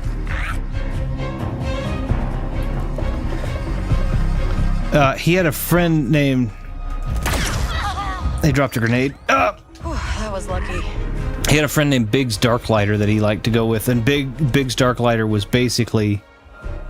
I lost reputation with the Hutts. Well, I'm sorry. You didn't give me much of a choice. You shot me on sight. Biggs Darklighter had joined the rebellion, and Luke wanted to join the rebellion really badly, but he was having to work on the farm because Uncle Owen was so paranoid. Which, honestly, Kenobi got a lot of mixed reviews. I thought Kenobi was pretty good. I mean, I didn't need to see all the extra Darth Vader, but I can tell you that seeing... I mean, this is several years old now. Seeing Darth Vader just... pull somebody out of a window and then snap their neck was awesome. It's kind of like the Rogue One scene. Okay. It's kind of like the Rogue One scene where he tears the entire... What, did I get caught? No, I didn't. Where he tears the entire group of... take things... of rebels apart that are getting on the Tantive 4. And yes, it's not Tantive, even though it should be. It's the Tantive. I don't know why. But at any rate, seeing those types of scenes with Darth Vader, I think, is really cool. And showing him pull just a random person out and snap their neck was... I don't have a full slicing kit. Son of a gun. Yeah, I probably should see that. That's why I wanted to fly back to that other planet. I wanted to see that old slicer, but now I have no idea. I may not even get to go see him. Let's see. 8 shots to the head. That guy's more powerful than Darth Earl Jones. Gamorreans can take a ton of damage. They are very strong and hardy. They are not very smart, which is why they make ideal guards and not much else. But it is actually in canon that most Gamorreans can take multiple blaster shots before they do kill over. One of the few alien species that can actually take that kind of abuse before. Okay, is he facing this way? I think he's facing this way. Do I have anybody else?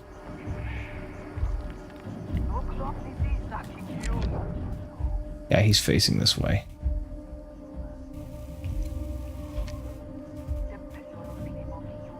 Sungnolia, Hunkaby.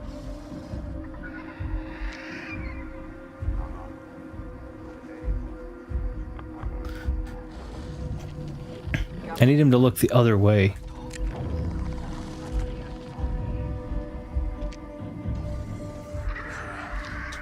Get him, Nix. This'll do.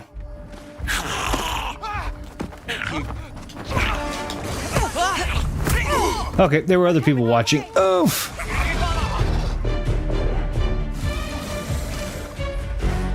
Oh, that's not good. Those are dogs. I'll get this one. I'll hit him with stun. That way I'm good. Okay, that's good. There's a back to vial over there I'll steal. Oof. Well, somebody might be thinking ahead. Let's see. These guys don't stop. Rocket!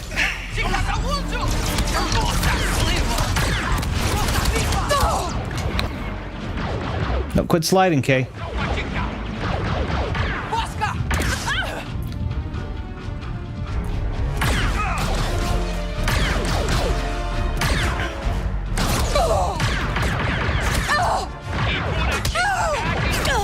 Yeah, there was no way I was getting out of that.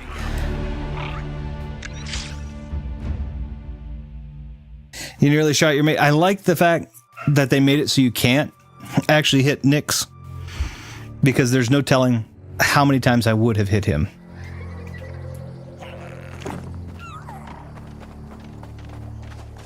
That's why I'm here, for the pro gameplay.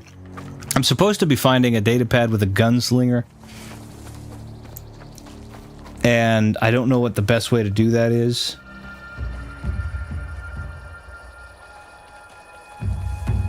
Except for that I know that the way I just did it isn't the best way. Gotcha. Okay, so we'll take out this guy. Why did it not stealth? Okay. I don't know if you can... Yeah, it's... I was trying to do blind fire.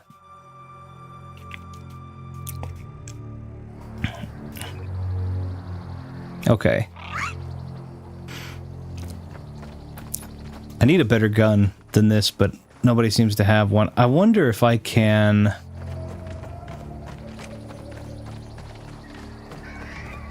I think you can't stealth Gamorreans.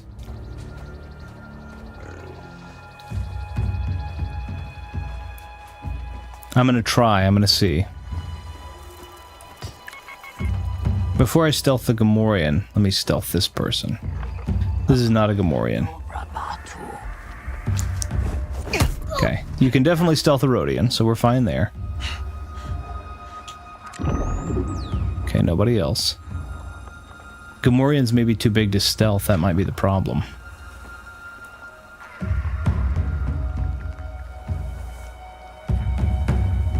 It's kind of a tiny Gamorrean when you think about it, though. Look at that. Gamorreans are normally kind of bigger, fatter characters. He's kind of skinny. Okay, I should be able to stun him, though. Okay, alright. That works. So you have to stun Gamorreans before you can... Why did it not stealth? Is some sort of game responsive, or are the controls something awkward at times? No, they're not. It was just... It shows an X when you can stealth them, and sometimes characters are too big, or too aloof, too alert, too something, to be stealthed, and the Gamorrean, in his case, he's too big. So I have to use I have to stun him before I can actually do it. That is not how that works. So the idea is to try and sneak in. Probably not going to happen. There are way too many people. But I'm going to try to keep an eye on things. He looked like something from Warcraft. Yeah, he kind of does. Very skinny body, though. Normally they're great, heavy characters.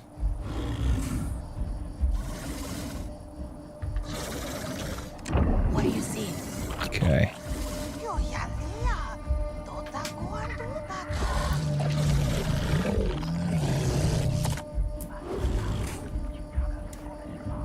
So those dogs are going to be tricky.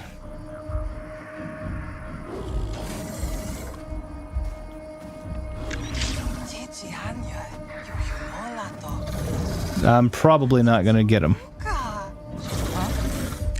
Take him down next. All right. Maybe there's a data. Okay, I'm going to run away from the beasts. Where that old gunslinger is. They'll chase me down.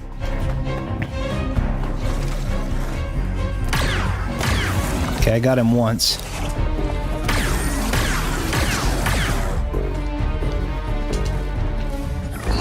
There we go. Okay, that'll do. Nice one, Nix. Much better. Usual lightsaber. Didn't he? You can't. So that's the thing. Everybody always asks for a. Had always asked for a non-Jedi, non-lightsaber, this and that and the other.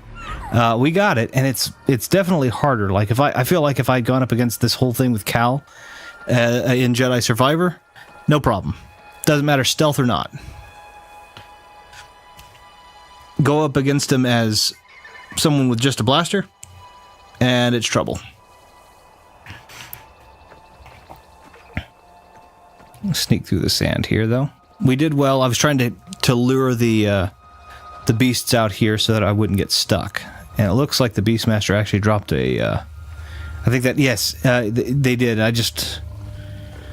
Yeah, no, you're not a Jedi. And I don't believe you at any point become one. Should be useful. It's a short rifle. It's probably a shotgun-style weapon. Yeah, no force powers, no Jedi. You're just a... Which makes the game a lot harder. Just by itself makes it a lot harder. Okay, I gotta keep an eye on...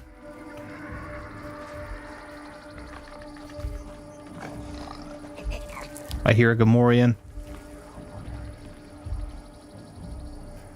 Ooh.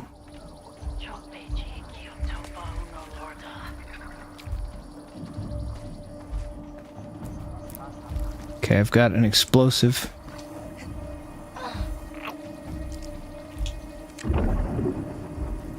Couple of explosives I can use.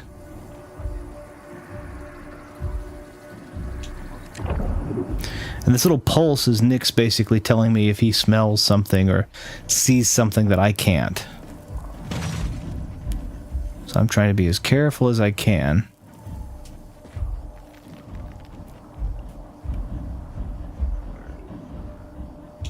Got something, bud? Okay. Hey, sneak over and get that. Go to one. Okay, that's not it. So I'm basically going to have him help me. I can have him gently steal stuff for me.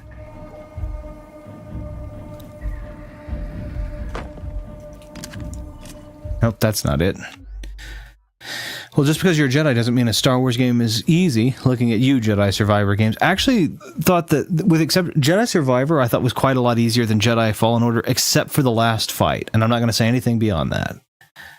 It was good. I was really getting into those games around the time my health issues happened. Oh, those games are so good. I still think those are great. He did not say that at all. He does say some really interesting sounding stuff, but that's not one of them. So I'm basically just letting... I'm stuck here, just kind of letting Nick steal all of this stuff for me because they don't really look at him as a threat. Or at all. So if he can bring me back... Oh, that's a grenade. Someone around next? Okay. Trigger didn't fetch. Grab the boom ball, Nix. It's a boom ball. So I've got another grenade coming my way. I already have enough grenades, so I don't need that. I'm trying not to blow everybody else up. Yeah, I don't need that.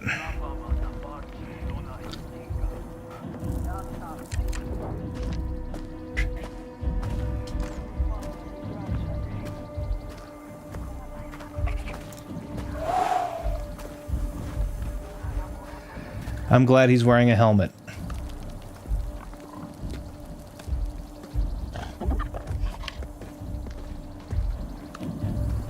I think it's an Aqualish. If it's an Aqualish, I should be able to just stealth knock him out over here. Yeah. Okay, good. Thank goodness. Okay. You know, Retro and Chad, if you're interested, I'm thinking of streaming on my Discord's My Name is Emily as a movie night with a philosophy discussion. Plus, the movie will be 10 years old. 10 years old this year. Yeah, I think that would be something fun to do. Yeah, it'd be very fun. I did stream 2 Buffy episodes on my Discord once. I know a little bit about Buffy. My wife is a Buffy expert, but I just know a little bit about it. So I can actually have him steal from that person? Let's see.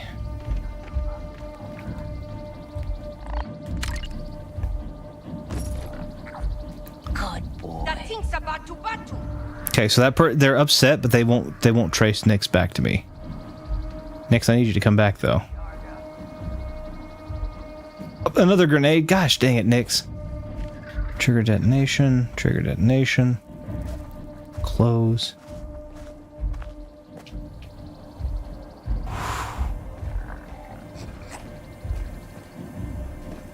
I've got to be careful that people aren't looking over my direction or I'm in trouble.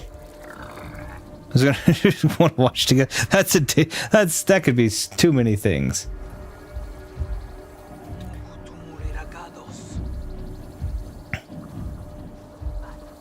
Okay. I have to be very careful. Like the stealth part of this is, Nyx is the easiest way to do this. I mean, obviously I could try and take everybody else down, but I have no idea if that's going to do me any good.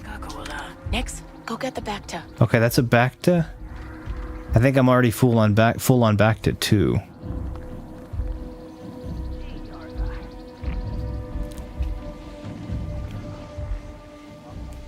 Thank you, Nyx. Okay, trigger.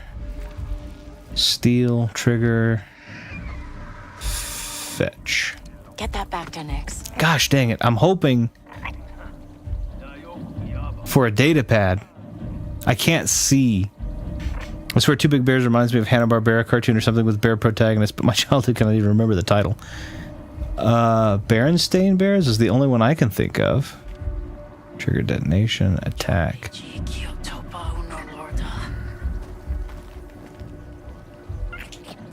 Someone nearby? Okay. I hear you. Okay, trying to keep an eye out. Trigger. Let's go ahead and sabotage the alarm.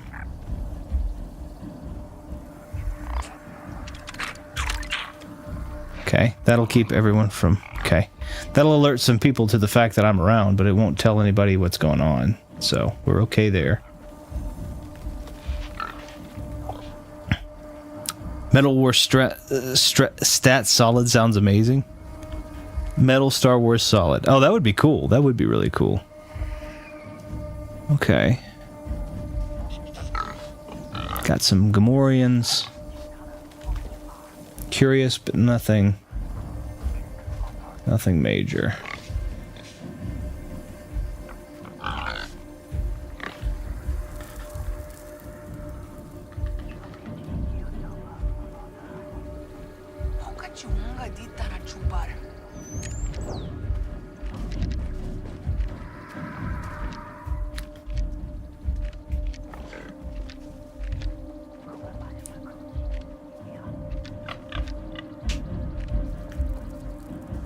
Everything's pretty well attack or distract or detonation, so.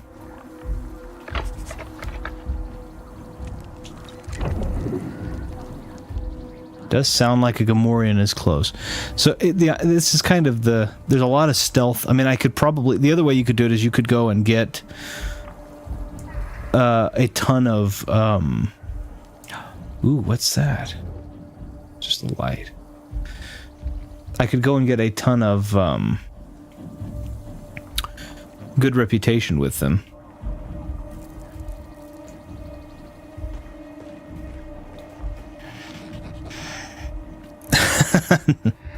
To wish for a lightsaber, press X button. Remember when Kojima predicted current day MGS2?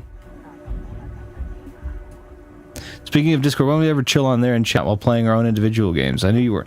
I never thought of that, honestly, for the most part. Okay, this door doesn't open.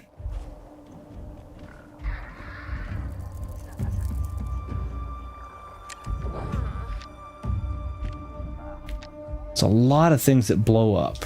Grab the Bacta, Nix. Okay, tons of Bacta. I'm going to have grenades and Bacta out the wazoo. I did vaguely try streaming a game on Discord once. It seemed erratic still. Maybe I and we can figure it out. I think Discord takes a lot. By itself, it just takes a lot. Go get the boom ball, Nix. Yeah, so I'm going to have grenades like crazy. It seems like it's just... Discord takes a lot of energy itself, or a lot of... whether it be streaming, or whether it be... a lot of computing power, I guess. Nix, go get the Bacta. See, look at this. It's just Bacta and boom balls, literally.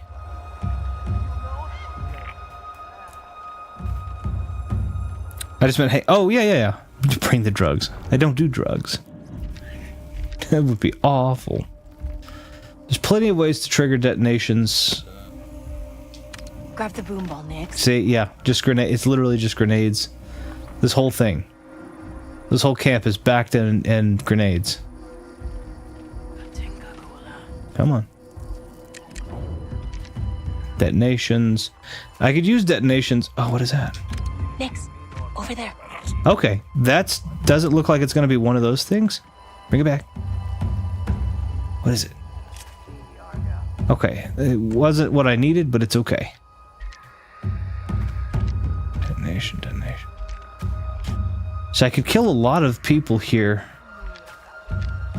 by blowing up everything.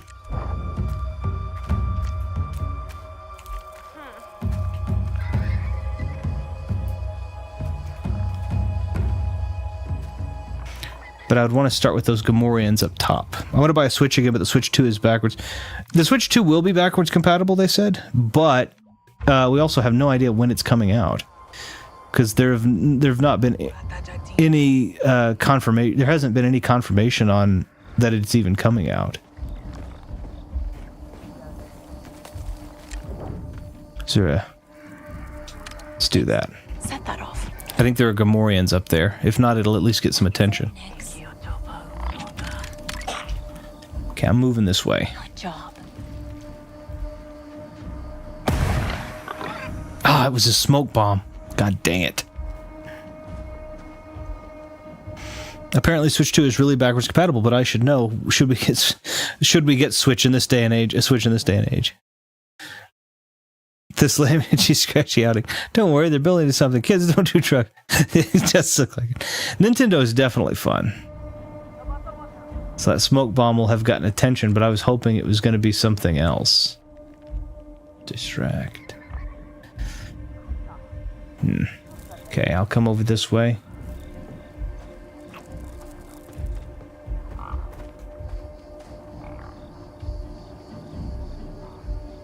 It would definitely be nice for that not to have been smoke.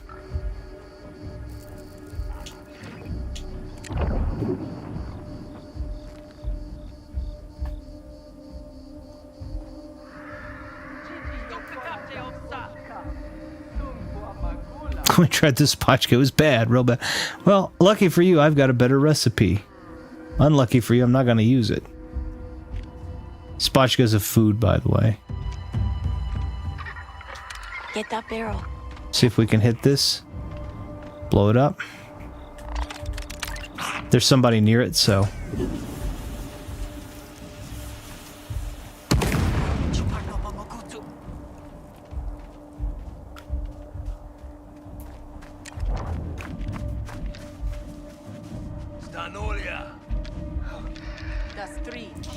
Nix, hit that barrel.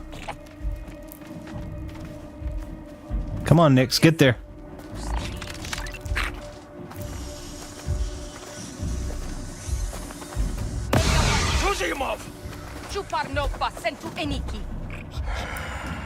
Stranger. Let's blow that up.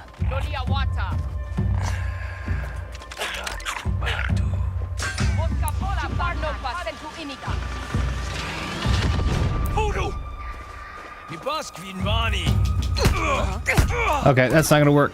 So much for going quiet, Nix. What the heck is my gun not shooting?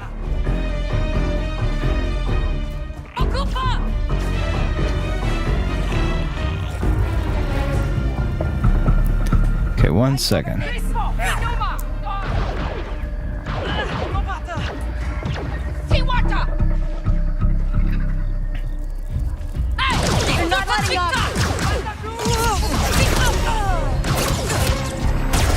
It's a shotgun. Okay, cool.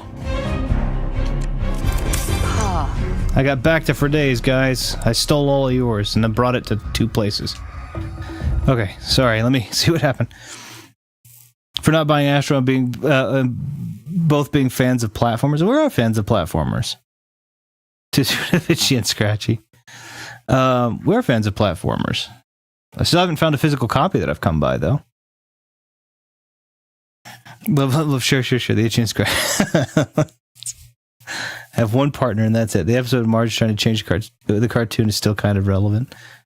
I know how to distract Retro from concentrating on stealth and mental Star Wars solid. You say the line, "Would you like some toast?" What do we have? Okay, I have to hope. Check that the water!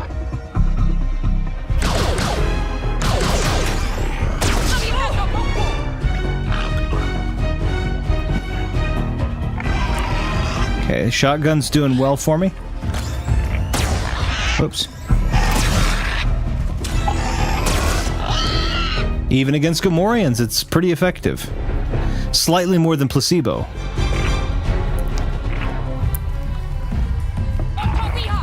Okay. Who else? Ahahaha. Okay, Chuba, by the way, is a curse word, so... Still in one piece. Okay. I'm losing mild hut. The huts are kind of mildly upset with me at this point. How upset are they with me? Let me see. I don't think it's a lot. It's getting there. It's getting to be bad. I've still got friends with the Crimson Dawn. I said the line distracted him. It worked. I'm a genius. I'm invincible. You were right. I don't think I would debate that you're a genius, though, Viddy. I think you've proved that multiple times. These salt flats go on forever. Yes. It's strange to imagine there was an ocean here once. That is true. You know Cantobites on a big man-made ocean? They say all the seawater evaporating is what makes the sunset so purple. I wonder if it'll look like this someday. So I kind of like the other little thing I like is I kind of like the little bits of lore that they kind of sneak in here. Oh, it's Canto-bite. It looks so purple, but you know, all that good stuff. We already knew the Tatooine Ocean thing. That was already actually confirmed in other lore. Okay, I'm going to steal that. Nope. Retro said the game had curse words. My kids are watching this in the future. They weren't supposed to hear that. They're not real curse words. It's Chuba. Chuba is a... Okay, that's a back to file. Chuba is a Huttese curse word. Okay. Nix, look inside for me, buddy.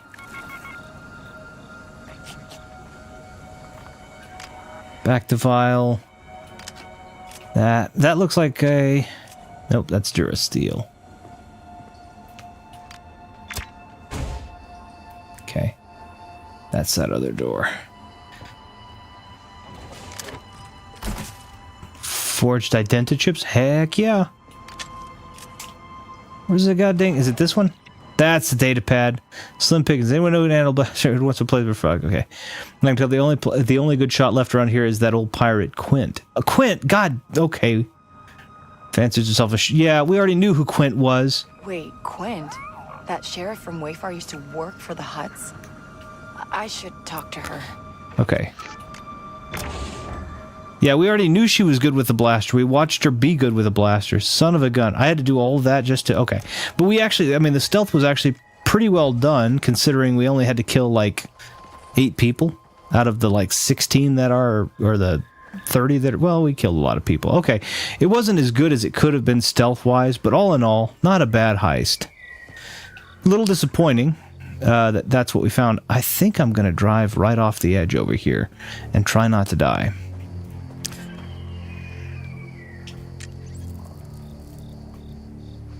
Okay, I just called for my speeder. Quint, what is this? Jaws? That movie's turning 50. Ah, it's so crazy how much time has passed and how quickly. There it is.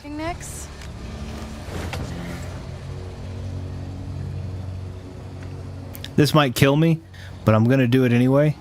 If I can put enough forward momentum, I might be able to land this.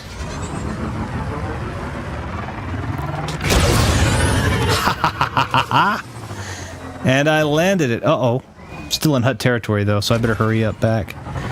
Sunsets are purple? Is that a fact? No, it's a point of view, but from Star Wars game, this is one moment. But it's a good point of view because I think sunsets are purple, but are... Ooh. Well, remember, Viddy, and I gave the example, that the reality of color to a colorblind man is that it isn't. And that reality is true.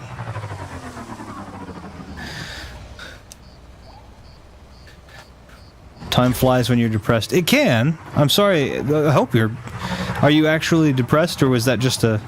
Are you actually depressed at the moment, or is that just a phrase in general? That you were... Uh-oh.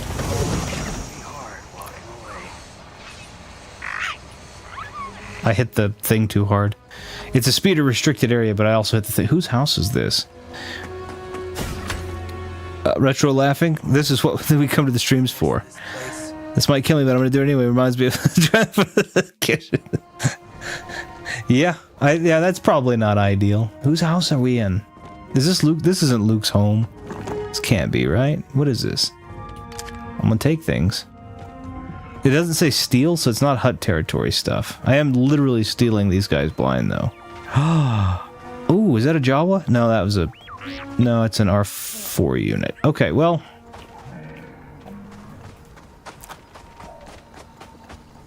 These are, like, I kind of think, am I by myself in this? That the Tatooine homesteads have a charm to them. I mean, obviously, it's in the middle of a well, I live kind of in the middle of a desert, so I can't really be that upset. But, like, they kind of have a little... You got this open pit area where you have... this is a mini antenna for... it's supposed to be part of like a moisture farmer equipment because you have so little water that you have to get whatever precipitation comes in the air, filters it, captures it, and then that's your water for the day. And then if you can't do that, then you have Ready next? moisture farmers who that's all they do for a living. Look how beautiful Tatooine's 3 moons are too. I am depressed, but it was a joke. I'm all good. Well, I'm glad. I just want to make sure. Did we come into the Leon versus Kowser fight from RE4? All the stairs and sand? And things falling, like catwalks falling apart all of a sudden, and the most unrealistic knife fights ever? That's a Rhodian. Oh, wait, people came back? What the heck? Wait, where's Quint? Taking your trash, by the way. You can actually build stuff with this trash, or you can sell it to junkers, which is kind of cool. So if you're asking why are you looting all of that stuff, that's why. I can actually use it. I think this is her office. You can either tell me what your boss is planning, or you can stay in there. Soon Abdilota. Moguta data mapunki dunko. That's a Quarren. He probably wouldn't be doing super well on Tatooine. Quarrens are from Mon Calamari. That's the planet's name. I'm here for you. I heard you're the best shot on the planet. Oh, and you want to be second best.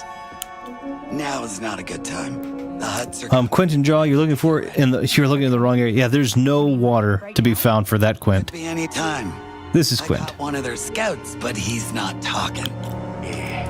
Chiba Jama Grandio, Za Urda Du Tonga. Who's Urda? Urda Tar. Hut underboss. Twillick. We used to work together. Prier Uba Dopa Miki, he's Nolia Chapata. I just took what I was owed. But now, a bunch of innocents are being dragged into it. So, take the help. I'm a pretty good shot, you know. Trust me, Kay.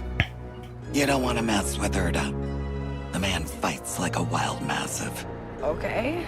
Well, at least it's good practice. All right. If you're set on it, there's no sense wasting time. Need to get those barricades up, and then we'll see about target practice. Okay, well, that's what the first thing you should have done. Is help me with target practice, because that's literally why I'm here. Yeah, this Quint is the, that sheriff you saw just there. It's the, okay. It's the, Quinn's probably waiting for me over there. she's right there. What, I'm trying to think of the name of that, Weequay, there we go. I couldn't think of the name of the species. It's a Weequay. That's what they're called. It's the same species as Hondo Onaka. I'm shooting bottles.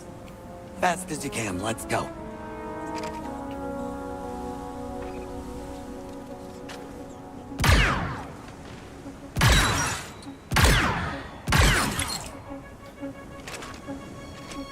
That was pretty fast, right? Fast on the trigger, maybe, but you're hesitating on the draw. Again.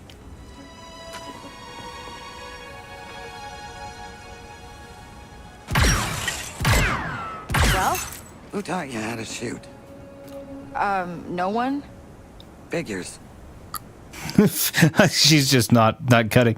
So basically, well, he sounded weird. Not gonna bend over in front of what? What happened? This Quint is also a her.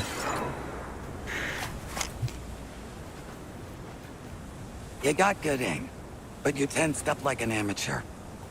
You gotta stay loose in your shoulders. Put some momentum into those arms. Okay. Loose. Uh-huh. Yeah, I think I can do that. Sheriff! The Huts are almost here! Guess we'll find out. Come on. Okay. So I think I'm gonna get the equivalent of a lot of people say a lot of people have been saying it's quick draw from Red Dead Redemption. I thought it was a bloke. No, this one's that Quint is it seems like a maybe it is a guy. It seems like a female Weequay. I finally finished Silent Hill 2 remake and love it. That's awesome. I'm glad you enjoyed it though. I think they say you get quick draw from RDR. Before RDR, it was Mark and Execute from Splinter Cell, and Ubisoft did that. So a lot of people were like, "Oh, it's A lot of people were like, "Oh, it's they ripped off Red Dead Redemption's what the heck?" That didn't work. Not on my watch. That worked a little better than I thought. We're pinned down. A lot of people were saying, I guess, that it stole the quick draw from Red Dead Redemption. I was like, no, Ubisoft actually did that first. They did do that with Mark and Execute. Sheriff! More coming from the water station! Hear that, Kay? Get to the water station. Wait, is that Bacta right there? Was that what that was? Yeah. I'll go ahead and take it.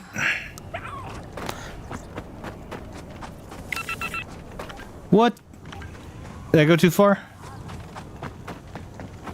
You don't have that happen terribly often, but it does keep you from accidentally going the wrong way too quickly. Oh, come on!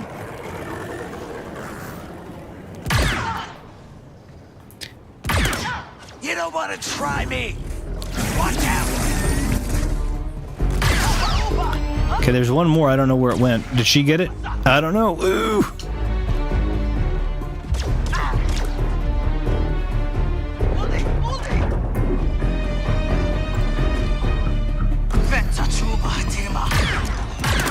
I hear speeder. Equally, I like that you can switch shoulders, which is another really cool. Again, they brought a lot of Splinter Cell into this, because look, this right here, switching shoulders came in Splinter Cell Chaos Theory. Are you kidding? Big mistake.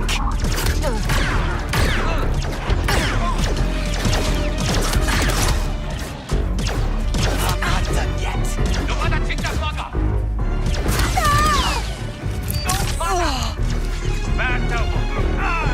They're coming down the main road! What is this gun? But where's Erda? It's a short rifle. You don't want to try me. Hold on. Wait. There we go. Catch. That'll do it. It didn't. It did anything but it. No. Let's see. Dang it, keyboard. Quick Draw actually originated from famous pencil artist Joey Quick Sketchy. Splinter Star Wars cell. Now I've seen it all. That is what it is. It came from But where's Erda? let's see if that one's a better throw. I didn't get the droid, but that's okay.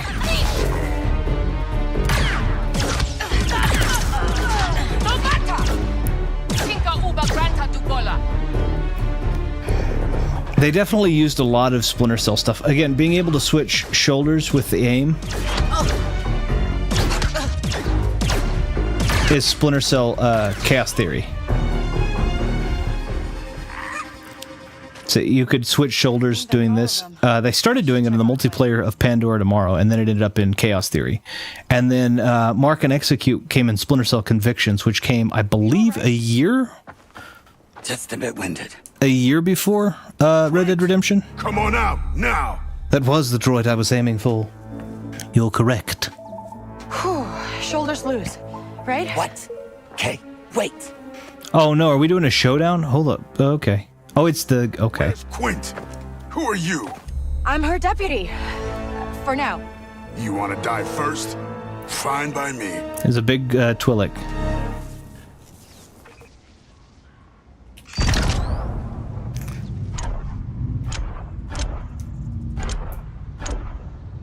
Okay.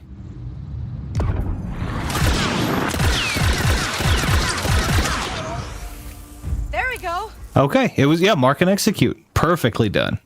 Oh, it was not the droid. That was not the droid I was aiming for. Hey, we just saved the town. That's good, right? They were only in danger. Yeah, the good, bad, and ugly thing. I might have changed my ways, but the past ain't so quick to change with me. Oh, come on. A lot of people would be dead without you. And me, and Nyx. You're quite the shot, Kay. Just be careful who you point your blaster at. Okay. Come back around on you someday. Yeah, I would say I think that's a Weequayan female because she's kind of little. Quick Draw actually originated though from the Joey Quick Sketchy. I love the idea of that. I don't think that's the case, but I love the idea. So now we have Gunslinger, and I think, yeah, and I can now hit an additional 2. I don't think I can actually aim for 5 targets. But now I have her stuff. I can do this. So it's like, so the way that you do this, this is what I really like. The way that you do this is you can, again, you can do add to the skill by just doing these things. So it's like, and I don't know why they have to do with anything, but if I wanted to powered recharge, I need to pick three locks flawlessly, and then defeat enemies with the blaster's power module. Right? If I want this one, then I have to win speeder races and hit headshots on driving enemies, which I think is that makes sense, right? So I want this one, but I haven't won any speeder races. But this would allow me to actually take some shots from there, right? And this one just gives me more maximum health, so it's really cool. I like this a lot. You got the more and the better. You didn't get the good, the bad, and the ugly, but you got the more and the better. That's pretty cool. As a Star Wars fan, is it okay for Star Wars Media to do a Western at any point? Yeah, they kind of did. I wish they would have done it better. The Book of Boba Fett is a Western kind of version of it. Yeah, I love the idea of it because Tatooine is one of the most ideal places for a Western. I'm gonna go to bed. Oh, dang it. Okay, I can trust is cheap. Yeah. Just sent us a serious warning. We're on their radar. Okay. Fine. I know what I'm doing. I might mark the cantina. I might mark the cantina and give the Hutts some data. I don't like the Pikes. You know what? I don't like the Hutts more than I don't like the Pikes, though, so... forget you. I'm gonna go on my ship, and I'm gonna fly to a different planet, because I want to. Yeah, they kind of did it. They kind of did it with...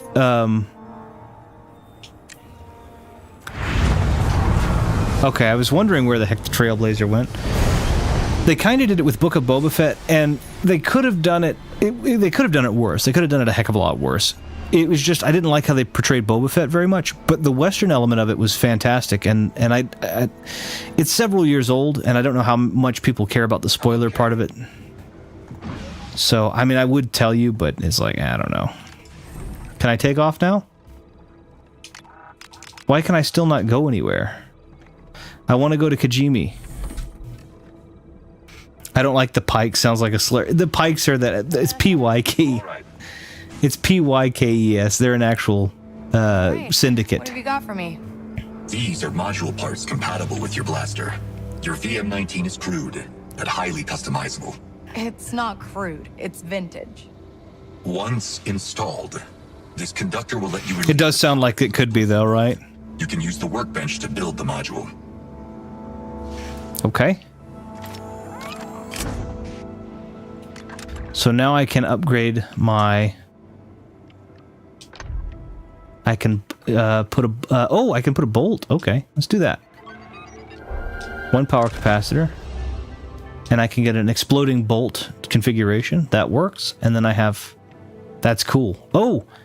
Oh, I need a recirculator, though. Dang it. Okay, but I have enough polycarbonate. So you can see, like, all of the polycarbonate, all of the actuating modules and such that I've been collecting now has been this way. This is the retro room. This is the retro room. Cannot take off in his ship stream. I know, it sucks. I think this might be what was holding me back. Kojimi is great, man. Love him. Not Kojima. Kojimi. That's well done, though. But that's why you're collecting all of this stuff. Upgrade the module. Now, of course, I've got this really kind of blinged out Lando Calrissian inspired gun. There's a Boba Fett one, a regular one again. A Crimson Dawn version, which is cool. But I kind of like the little blingy one. Oh, it fits. Let's just hope it works. If it doesn't, it'll be due to your inexperience and lack of tactical... Yeah, I get it. I've scouted some locations where you'll find the module useful. Thanks for the heads up. I'm gonna go see if Haas is here yet. Okay, that's why. I remember we had to go figure out if Haas was... Can I leave without Haas? Is Haas on the ship? Very well. Okay. What is this? These are my contracts normally. Is this Kate Vest? Yeah. Who's this? It's a Quarren. I got a big client. No, you mean NSWS, Metal Star Wars Saul. It kind of is, though, in some ways. I'll tell you more. Okay, so this is a data broker. Akiva, okay, cool. Tatooine power module, Akiva power module. So I have all kinds of cool power modules. Where is my new recruit? He's the only guy I was supposed to pick up. Where is he? Rin Poly Station, Toshara Orbit. Okay, cool. Yeah, I'm flying off. I don't care if Haas is on board. Okay, I can. I do care if Haas is on board. Dang it! I need Haas to be on board. I can go, but I can come back to the plane. Hey, tell me if is Haas on board? Been to a lot of different planets? Son of a gun! I didn't ask that question. Which was the weirdest one? They were all acceptably unique. Say Kashyyyk. Okay. Weirdest thing you've ever done? Allowed a thief to ask invasive questions with little consequence. So can I ask another one? No. I'll take that as a no. I like ND5. I'll see you later, ND5. All right, Kay. He does not care about me at all, and that's perfectly okay. Okay, where's Haas?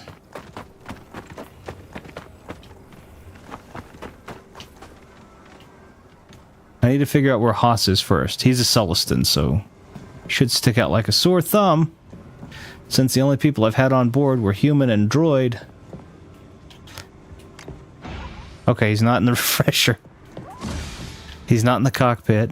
He should be here. This would be the best place for him, unless he's in a bunk, but he's not in a bunk either, right? No. No, he's not in a bunk. Where the heck is Haas? Okay, hold on. Let me see if I gotta figure out where the heck he is.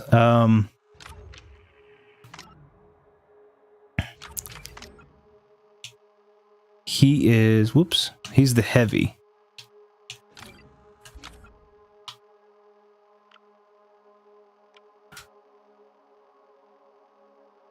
Okay. Oh, he's at... Oh, Docking Bay 94. Son of a gun. Metal Star Solid Wars Return of the Jedi Snake. Good lord, that's a mouthful. Metal Star Wars Solid, the Harry Potter of the Rings and Splinter Cells Western Edition. That's an even bigger mouthful. Okay, I was going to go pick Haas up, but since he's at Docking Bay 94, nah.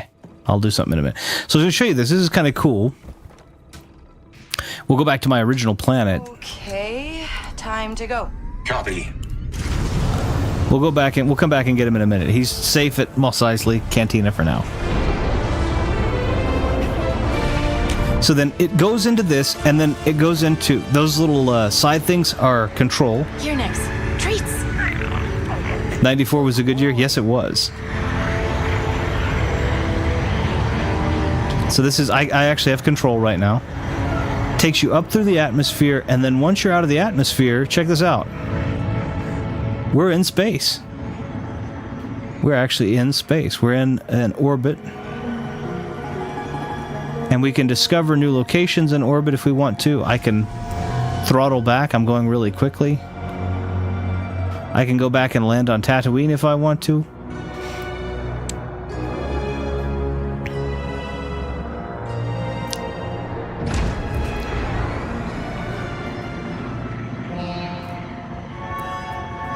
Oh, shoot. Those are Pike Syndicate ships. So...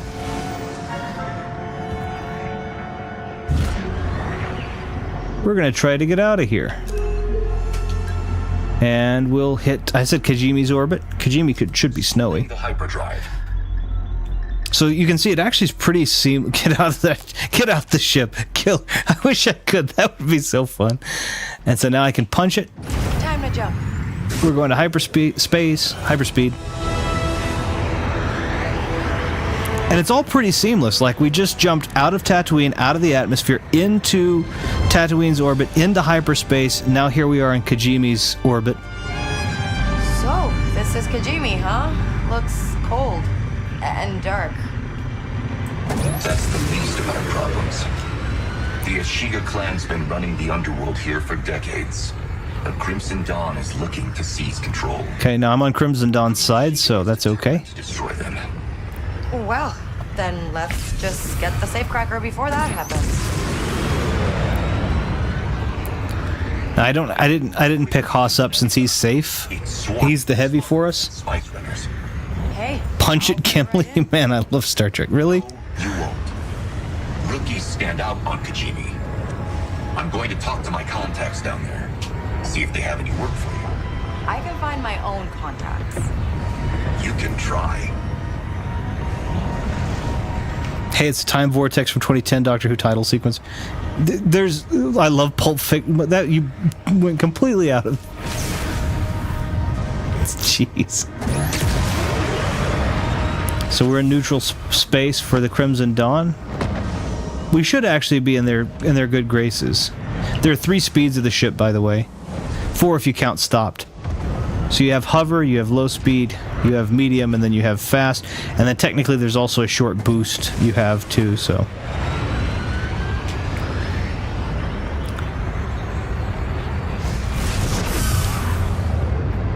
So you can actually see... Now I can also pull it up and I can go into another orbit if I want to. Tatooine, I can go to Akiva, I can go to Tashara. I'm not going to, but just so you know. We're going to go ahead and head towards Kijimi just to show it off. And then it's going to give me the prompt to begin landing sequence when I'm close enough. And I'm going to go ahead and initiate the landing sequence. I mean, look at this is super cool. This is what's super cool about this. So now we're jumping straight into the atmosphere.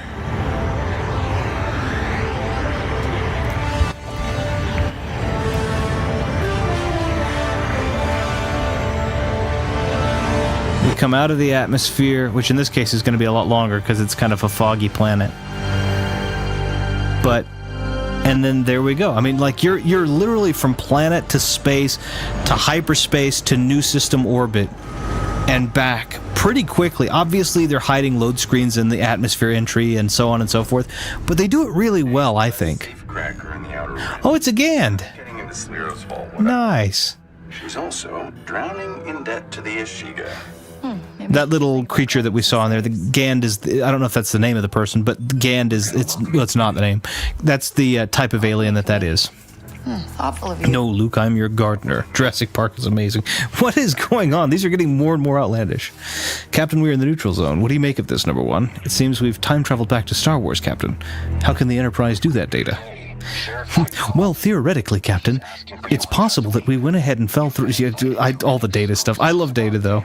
Quinn. Things like that are so lost on people nowadays. It's really cool. We're so desensitized. Isn't that neat? That's what I'm saying. Like, of course they're hiding. They have to, right? There's still loads. There's still load screens. They have to hide some stuff here and there. How cool is that, though? I'm jumping from.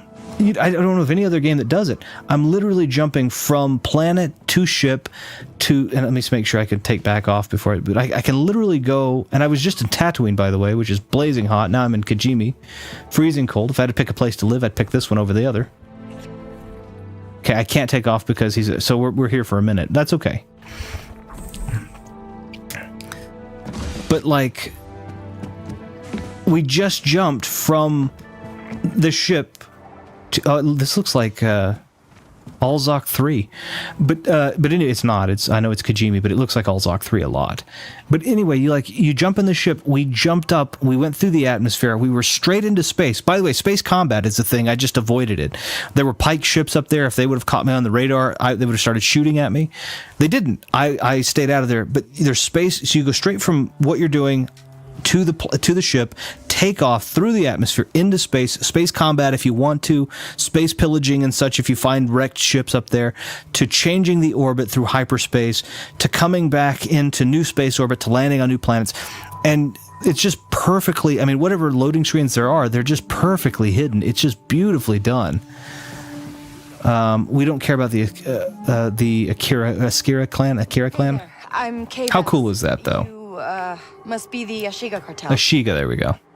We are a clan.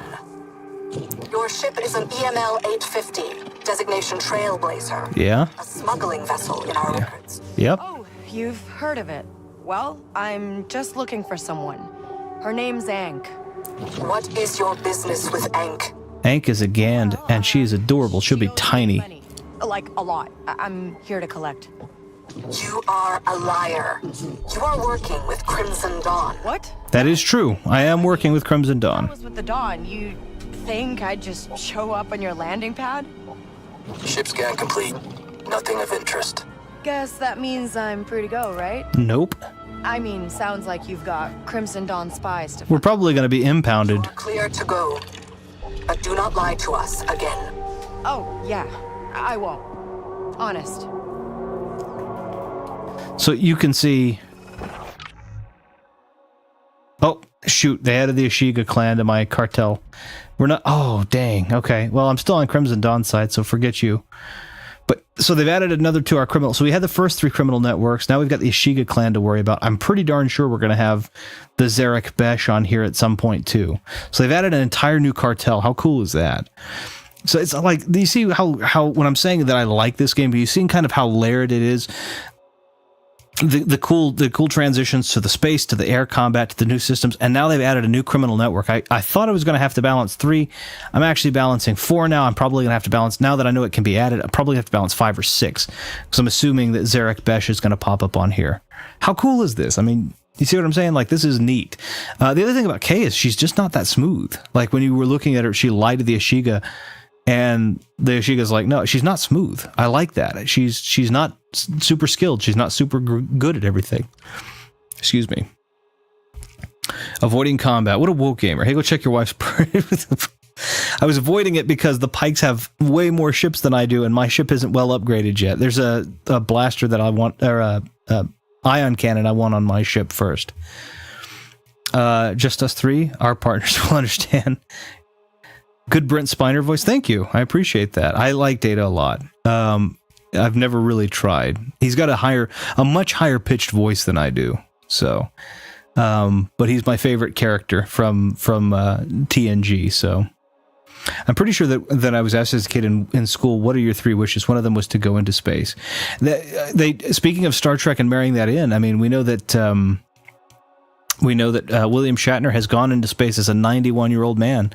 That means that I'm sure that that a man in his mid-30s, such as yourself, shouldn't have an issue with that. Yes? You're back, Kay. Hey there, ND5. Okay, let me see if I can now go. Yeah, so I can now take off. I just needed to have that encounter. Let's see how cool that is. That's just neat. Avoiding combat. What if you turn it to an Undertale passive? And it's definitely not that. The Star Wars game fills you with determination. And then you do Megalovania. Yep. These streamers are all woke now. Look at this guy. He didn't even create a male character. You can't do that. It's not character customization. You have to be K. When did this turn into GTA and a half with these criminal groups? It's kind of cool, though, isn't it? I mean, isn't that neat? Do a Vader impression? I cannot. Because his voice is very deep. If I had sulfur hexafluoride, I could. But anybody could do it with sulfur hexafluoride. That makes your... So when you breathe in helium... Oh, what is this? Come upgrade your speed. Oh, it's nice. CeeLo. That's cool. Okay. All right, CeeLo, thank you. I wish I would have realized that before I left the planet. I did do a Darth Vader version with a voice changer on my second episode of Super Star Wars playthrough. I did do that. But sulfur hexafluoride does what helium does in reverse, just so you know. Makes your voice way deep. I think I did. I have been waiting for you, Obi-Wan. The circle is now complete. When I last left you, I was the learner. Now I am the master. I believe that's what I did, but I pitched my voice down so that it would sound closer to a Darth Vader. Do a Mufasa. I wish I could. That'd be funny. I wish I had. James Earl Jones's voice is fantastic, and I'm so sad that he passed away. Give them a reason to lock down the ship. This is not my first time on Kichimi. Yeah, okay. I think I'll check out the cantina, see if anyone's heard anything about Aang. Aang's a regular at the Domak Refectory. It's in the Thieves' Quarter, right nearby. What do we have here? See, I like ND5. Again, K isn't very smooth, so you get a... Oh, this isn't my first time. This is your first time, it's not my first time. Ooh, okay. Alright, what do we have? I'm gonna look at appearance first, just to see if anything changed. I saw a seismic charge, but I actually won a Republic medal. The Rebel Amulet. I'm gonna take that. And then... What upgrades have you? I'm missing... my TUB-4 laser turret's still offline. Increase speed during travel mode. Greatly increases. I need a better engine for that. I have more than enough to do this. It's 750. How many credits do I have? 3,000? Yeah, let's do that. Nice. So you get look at that. I mean, look. This is also cool. Check this out. Like, that's my engines. I can upgrade my hull so I can take some more damage. I can upgrade my shields. I have missile launcher. I have ion missiles, cannons. I need better cannons. I don't have heuristic processors. Dang it. Okay. Rapid fire cannons or a plasma burst cannon. I don't have what's necessary for that. Let's do this. Cool. And I probably should work on a shield. Nope, don't have it. Hull. Don't have it. Okay, that's all right. That's all right. We're doing better than we were doing, so I'm okay with this. Okay, yeah, we're doing better than we were. I'm good with this so far.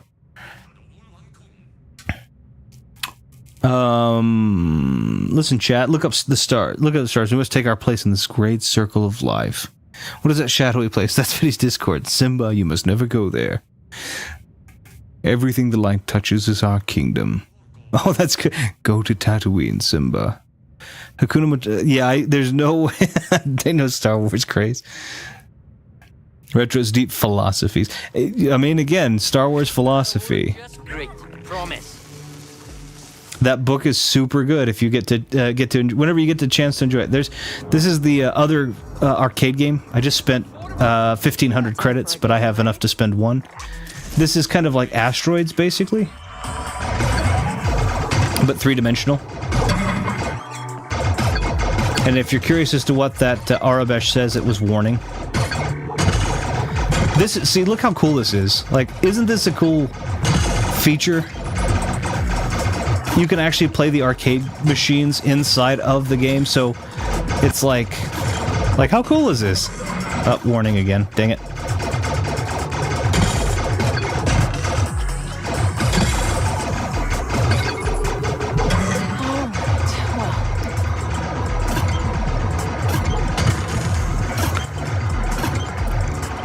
Like, I think this is super cool. I think this is super, super cool. They're basically Vectrex games, which I think are super neat, but better. The controls are super smooth on them. Like, if you've ever played Asteroids on the Vectrex, the controls are kind of wonky a little bit. They're not bad, they're just a little wonky. And on this one, they're pretty good. They're pretty solid. It's three-dimensional. I got a bonus.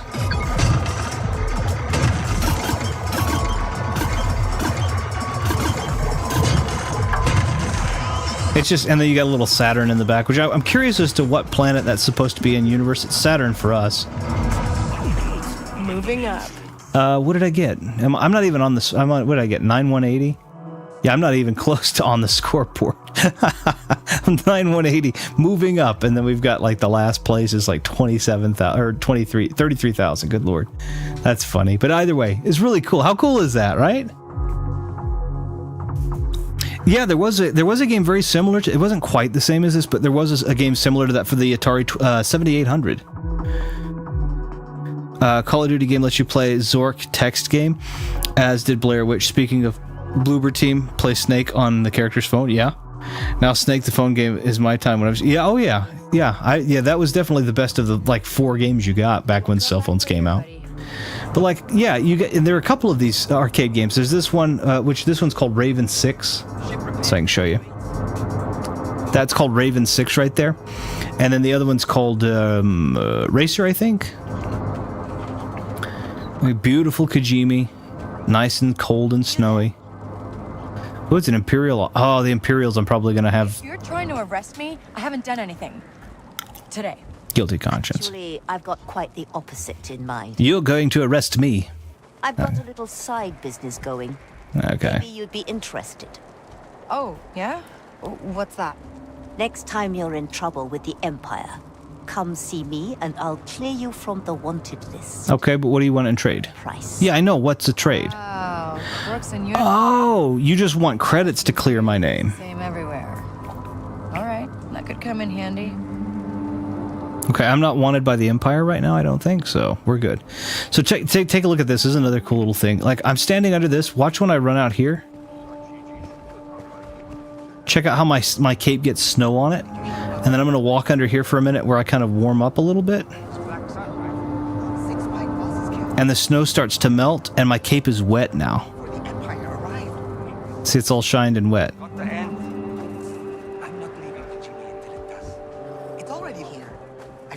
And then now you can see, look at how it's starting to become less shiny and starting to kind of dry off a little bit. How cool is that? I haven't done anything today. Yeah, she's definitely done bad things elsewhere. But look, how cool is that? Like, just little details like that. I'm gonna run back out in the snow. My cape gets covered in snow. I get covered in snow.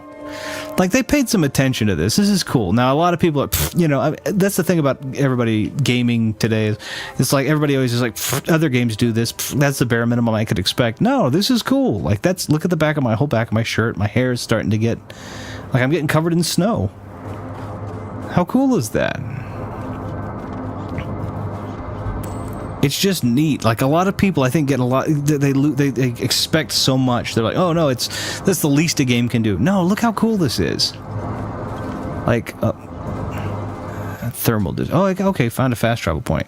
It's snowing here. Oh, that's cool. It's like 64 here. I think it's not really winter. It should be, but it's not. And we can sit down. Kind of again, Blade Runner. I made the reference, but you can sit down at the noodle bar. I mean, like, look at this. Come on, guys. You can't tell me that they didn't put... You can't tell me that somebody didn't put some love into this.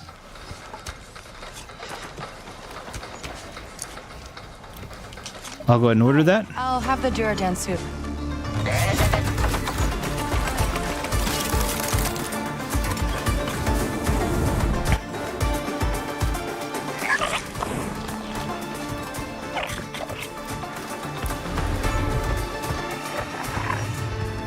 That said Koori, I guess. Koori. Ooh, fancy. Well, we did pay 200 literal credits for it, so yeah, it's probably not cheap.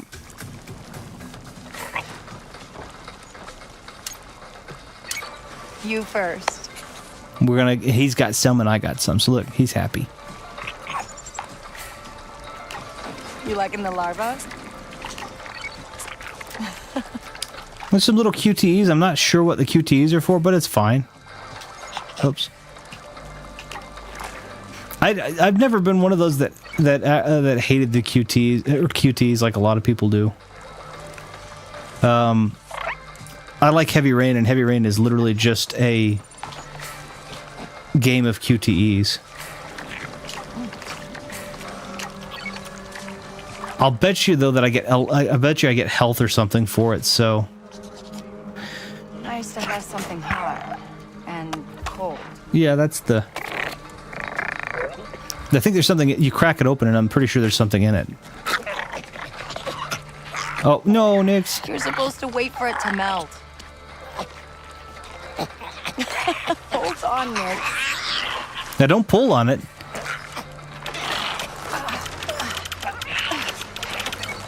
It'll rip his little tongue off. Oof. Go. Okay, buddy. Warm water is what you're supposed to do. Yeah, you're okay. Aw. And he gets all the scratches because he's a good axolotl mammal. Cutie QTE. Yeah. A lot of people have an issue with QT. I don't at all. I don't want it to be overbearing, but I don't care. Like, if it's something cute, like, there's no risk on this. It's just kind of cute to keep you engaged.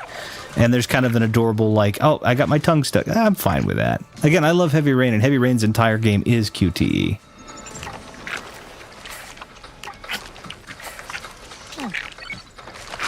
But I bet I get something extra for this, too. I bet I get an extra health something.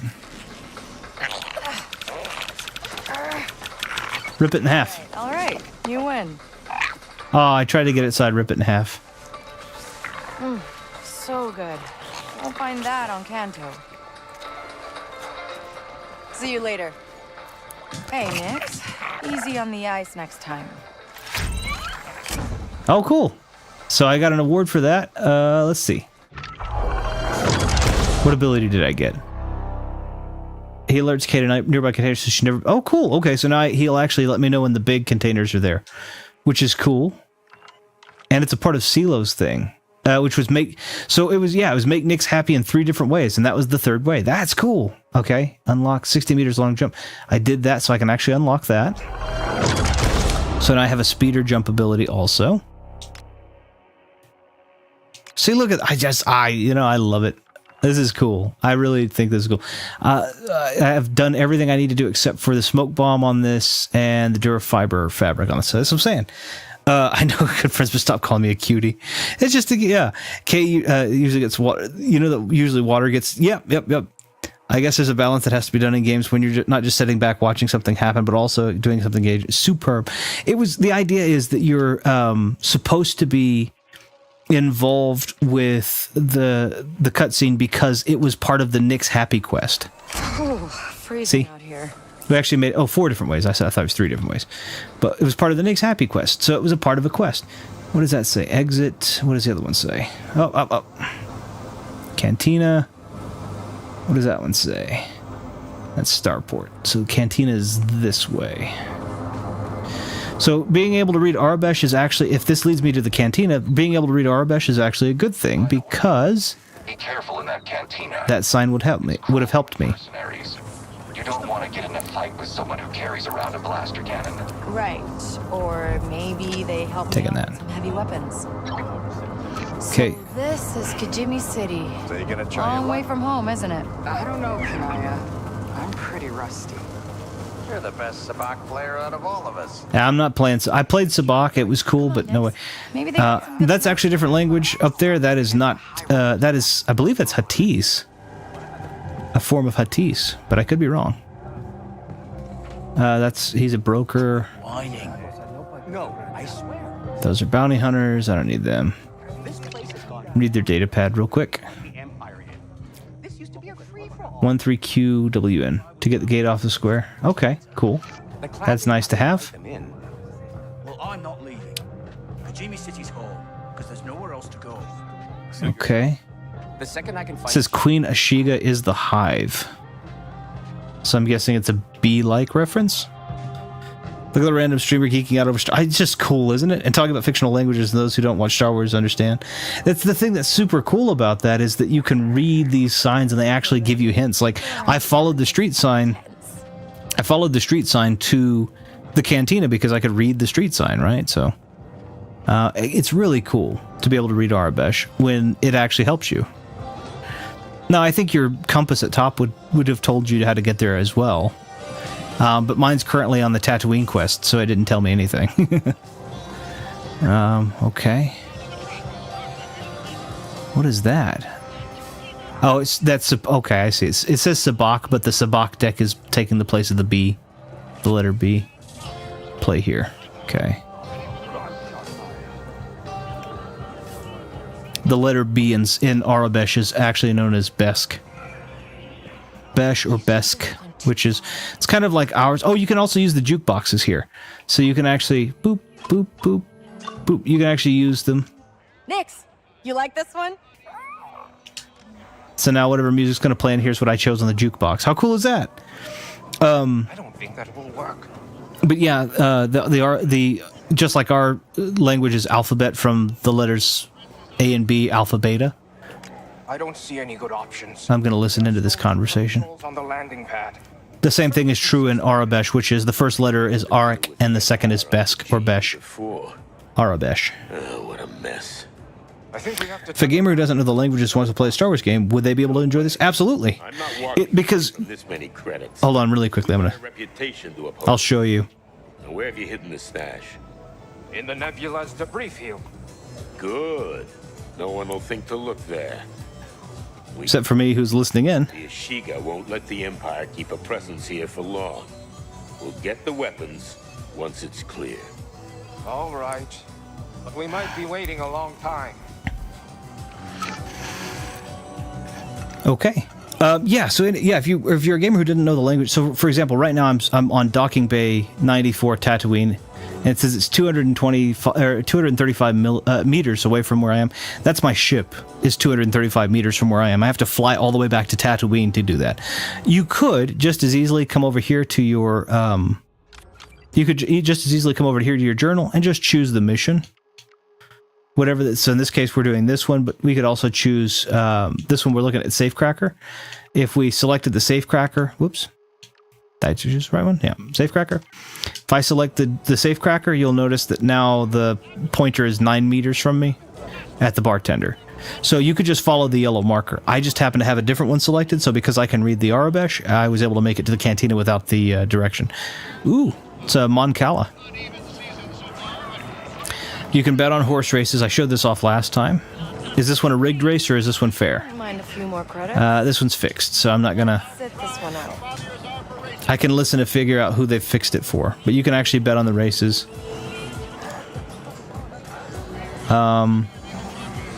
Different aliens, like it's again different alien species. That's you can. There's a whole lot. Like the thing about Star Wars is it's realized its lore as deeply as some of the others have. So like that's a Quarren right there. That's a Twi'lek. That's a big there's a big head-tailed Twi'lek, but it's a Twi'lek. And then that's a Mon Cala right there, talking to a Quarren. They both come from the same planet. They're just different species. Mon Cala come from Mon Calamari. Quarren also come from Mon Calamari. So there's a lot of Mon Cala here, which makes sense. It's a wet planet, so it makes sense. Quarren and a human. All right, so we'll talk to the bartender. Hey, is Ank around? Ank? What she owe you credits to? Good luck. Why? What happened? Bet on racist kids, gambling, and video games these days. What's the world coming to? Luckily, no real money, nothing really at stake except for your in-game fake credits. At her age, with a debt like that, she's in there for life. Dang it. That complicates things. Does. Hey, if she gets out, tell her she's got a tab to pay. Can I pay her tab for her so that you'll just help me get her out? No, you're not gonna help me get her out. I don't care. Hey, Indy 5. That's a weak way. Looks like Ankh is trapped working in some Ashiga factory. I think I'm gonna have to break her out. If they catch you, they'll lock you up as well. You got any better ideas? That's a sabacc table right there. Find the factory schematics first. Slice into a terminal in their district and see what you can learn. So this is the sabacc table. This one's actually full. We can actually watch these guys playing sabacc. A Koran, 2 Rhodians, and a human. And you can actually find sabacc tables if they have an empty seat and you find a sabacc table, you can sit down and play sabacc for some credits. So if you're low on credits and you don't want to take jobs, you're tired of running around, you can sit down at the sabacc table and gamble. And I believe that there's a Lando Calrissian mission you get with Wildcard, which is, or Lando Calrissian thing you get with the Wildcard DLC, which I have. That's Ashiga. Go back. You have no business here. Okay. But yeah, if you're one of those who likes to go out and do the missions, you can go out and do the missions. You can scavenge. Like there's a lot of ways. No grinding necessary really, because you can kind of do a lot of. What is that? Is that a Zabrak? That's a Zabrak.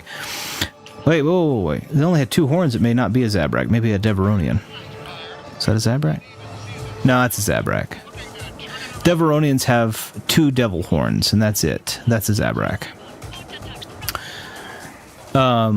But anyway, you can actually go out and do missions, you could go scavenging, you can go looting, you can go smuggling, you can pick up jobs, bounty hunting, you can go and sit down at a sabacc, Pazak is Kotor. Pazak is blackjack, sabacc is baccarat, kind of. You can sit down and do that. So like there are tons of ways to make credits, tons of different planets. Again, snow on my thing there, which is really cool. I don't know, Kanaya. I'm pretty rusty. You're the best sabacc player out of all of us. You're taking a good chunk of my credit. So, you can sell stuff here. Who is this guy? What's Syndicate? Ashiga? No. So you can see also that this guy's a. The other thing that's really cool is this guy is a vendor. Excuse me. He's a merchant, but he is also in line with the Ashiga clan. So I can give data to them. If I have it, I can give this data to get reputation. And you can see the arrow down at the bottom pointed kind of up and to the right. 1, 2, or 3 arrows is little, medium, a lot. I'm not going to give the data to the Ashiga clan. I probably will give it to the Crimson Dawn, because I'm very much in line with them. Because Darth Maul runs the Crimson Dawn, and I like Darth Maul. But like, look, I mean, just anyway, look at how cool all this is. I got, like, I know a lot of people were talking about their gripes and their nitpicks, and probably pre-patch things were kind of rough and whatever. But post-patch so far, this is fun. I mean, the game is fun. It's pretty to look at. They've paid attention to details. I mean, again, they even made sure they didn't have to do that. What the heck? They didn't have to do that. They made sure that the Arabesh is correct. I gotta go have a good one. Yeah, you too. Thanks for coming and talking with me. I'm actually probably gonna end the stream here in just a second. So, but it's just like, this is cool. This is. Oops, I didn't mean to do that. Little hidden area over here. What is this? Gotta be a terminal here somewhere where I can look up Ankh. Should look for a building with a radar dish on the roof.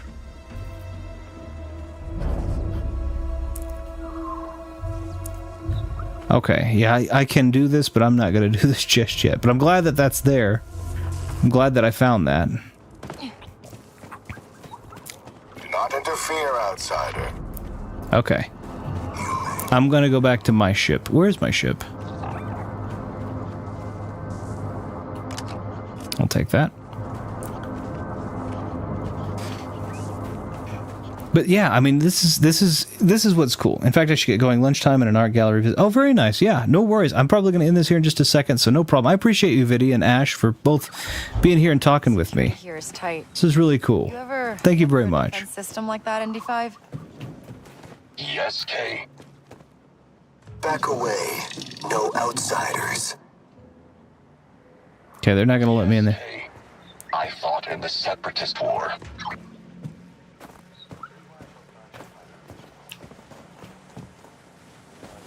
So he actually fought in the Separatist War, which would have been that he was a part of the CIS, is what they were, Confederacy of Independent Systems. What? Wanna check out that vent, buddy? Which was what Count Dooku created, basically. So we know that our little buddy here actually fought, or not our little buddy, our droid buddy fought for Dooku at one point. Which our current person doesn't care, because our current person probably wasn't alive back then. Or if she was just a baby. Because I'm guessing Kay is probably not more than 20 years old. I don't think it says how old she is, but I'm guessing maybe 20. Maybe 20. Anyway, this is pretty cool. It's really fun. But I do think I'm going to go... I'm going to take this first. I think I'm going to call it here. I had a lot of fun doing this. We were able to do this. We were able to do it in 4K. How cool was this? We were able to play a game in 4K. We've got 4K resolution. I think we did pretty well. Let me look at our frame lag. Yeah, so in about 680,000 frames, we lost 5 due to render lag, which is fantastic. We lost we had none skipped due to encoding lag. That is not even a 0.1%. Our average render time is under 5 milliseconds, and we were able to hold, it looks like, a pretty constant 60 frame per second at 4K. Using 15 to 17% of my CPU, and a lot of that's offloaded to my GPU, of course, to help kind of do that. So it looks really like the 4K test was successful, and we got to play a game that was super fun. I'm really liking this. This is really cool. Let me go ahead and switch everything over.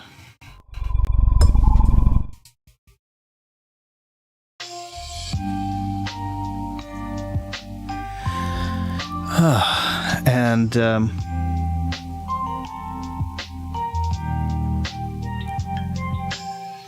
there we go. Let me say thank you very much for everybody who popped in. I enjoyed this. I did repaint the thumbnail, and we did, last time we did 2K, this time we did 4K. I may give this game a full playthrough at some point in time on the channel, although right now I just kind of wanted to use it for the testing purposes since it was an HD console, new game in 4K, all that good stuff. I had a lot of fun. A huge thank you to Ash and Viddy and Fighting Max for popping in. I'm sorry, Fighting Max, that your internet connection was having trouble. But if you see this after the fact, thank you so much. Viddy, Ash, thank you guys for stopping in and being a part of this for as long as you did. I really, really appreciate it. It's always a pleasure to get to talk with you guys, and it was super fun to get to talk and kind of joke back and forth and show this off. This was fun. I am really enjoying the game. I think that it's gotten a lot of backlash that I think, again, probably patched out. Maybe it was deserved at the time, but as far as I can tell, jumping into it at the time that I jumped into it, which is just recently, I don't agree with that backlash. And I'm hoping a lot of people have changed their tone on it as well. Maybe it's all been patched out. But I think it's fun. I think it's a lot of fun. They've paid a lot of attention to detail with character model. Kay is not a Mary Sue. She's definitely flawed. She's not the best out there. We're meeting some really cool characters. We're playing a lot of really cool, the game's fun. The story's pretty intriguing. So far, it's been a lot of fun. We can go from planet to atmosphere to space to hyperspace to some other planet's orbit, and it does so pretty seamlessly. It's such a cool thing to get to see that, especially when that was supposed to be something that they had done or somebody had decided they were going to do several years ago, and now I think this is the first time I've ever seen it. I don't know if there's another version of this, another version of a Star Wars game that's actually accomplished doing it so seamlessly. So I think it's fun. Again, is it worth $130? I don't know. I mean, that's up to you. I don't like the idea of $130 spent to get a digital game. I did get this on a heavy sale with all the DLC, so it was worth it for me. But $130, it's not because the game isn't great. It's because that's a lot of money to spend on a game and a bunch of DLC. Is it worth picking up, though, if you find it on a great sale, or if you're willing to pay, $70 for a new game? I haven't run into the DLC yet. Is it worth picking up the game and waiting on the DLC later until there's a price drop, or until you've gotten all that you can from the game, and now you just sure, I would say so. I think it's a lot of fun. There's stuff in here I probably won't use a ton. I mean, photo mode. There's a prompt to use photo mode and stuff, but it's really. Again, it's really just cool. It works really well. It looks pretty good. They paid attention to detail. At least I think they did. I think they did a pretty good job. So that's my 2 cents on it. But I like it. I think I like it.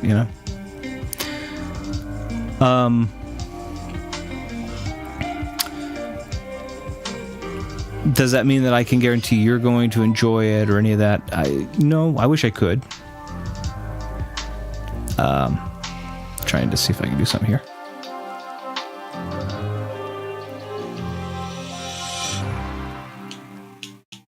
I don't know if it's going to let me do it. Let's see if I can.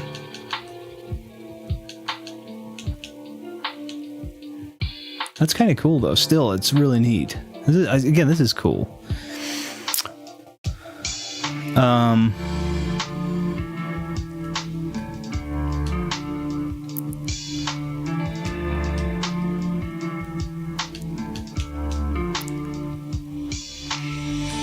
I don't know how you do a thing with this, but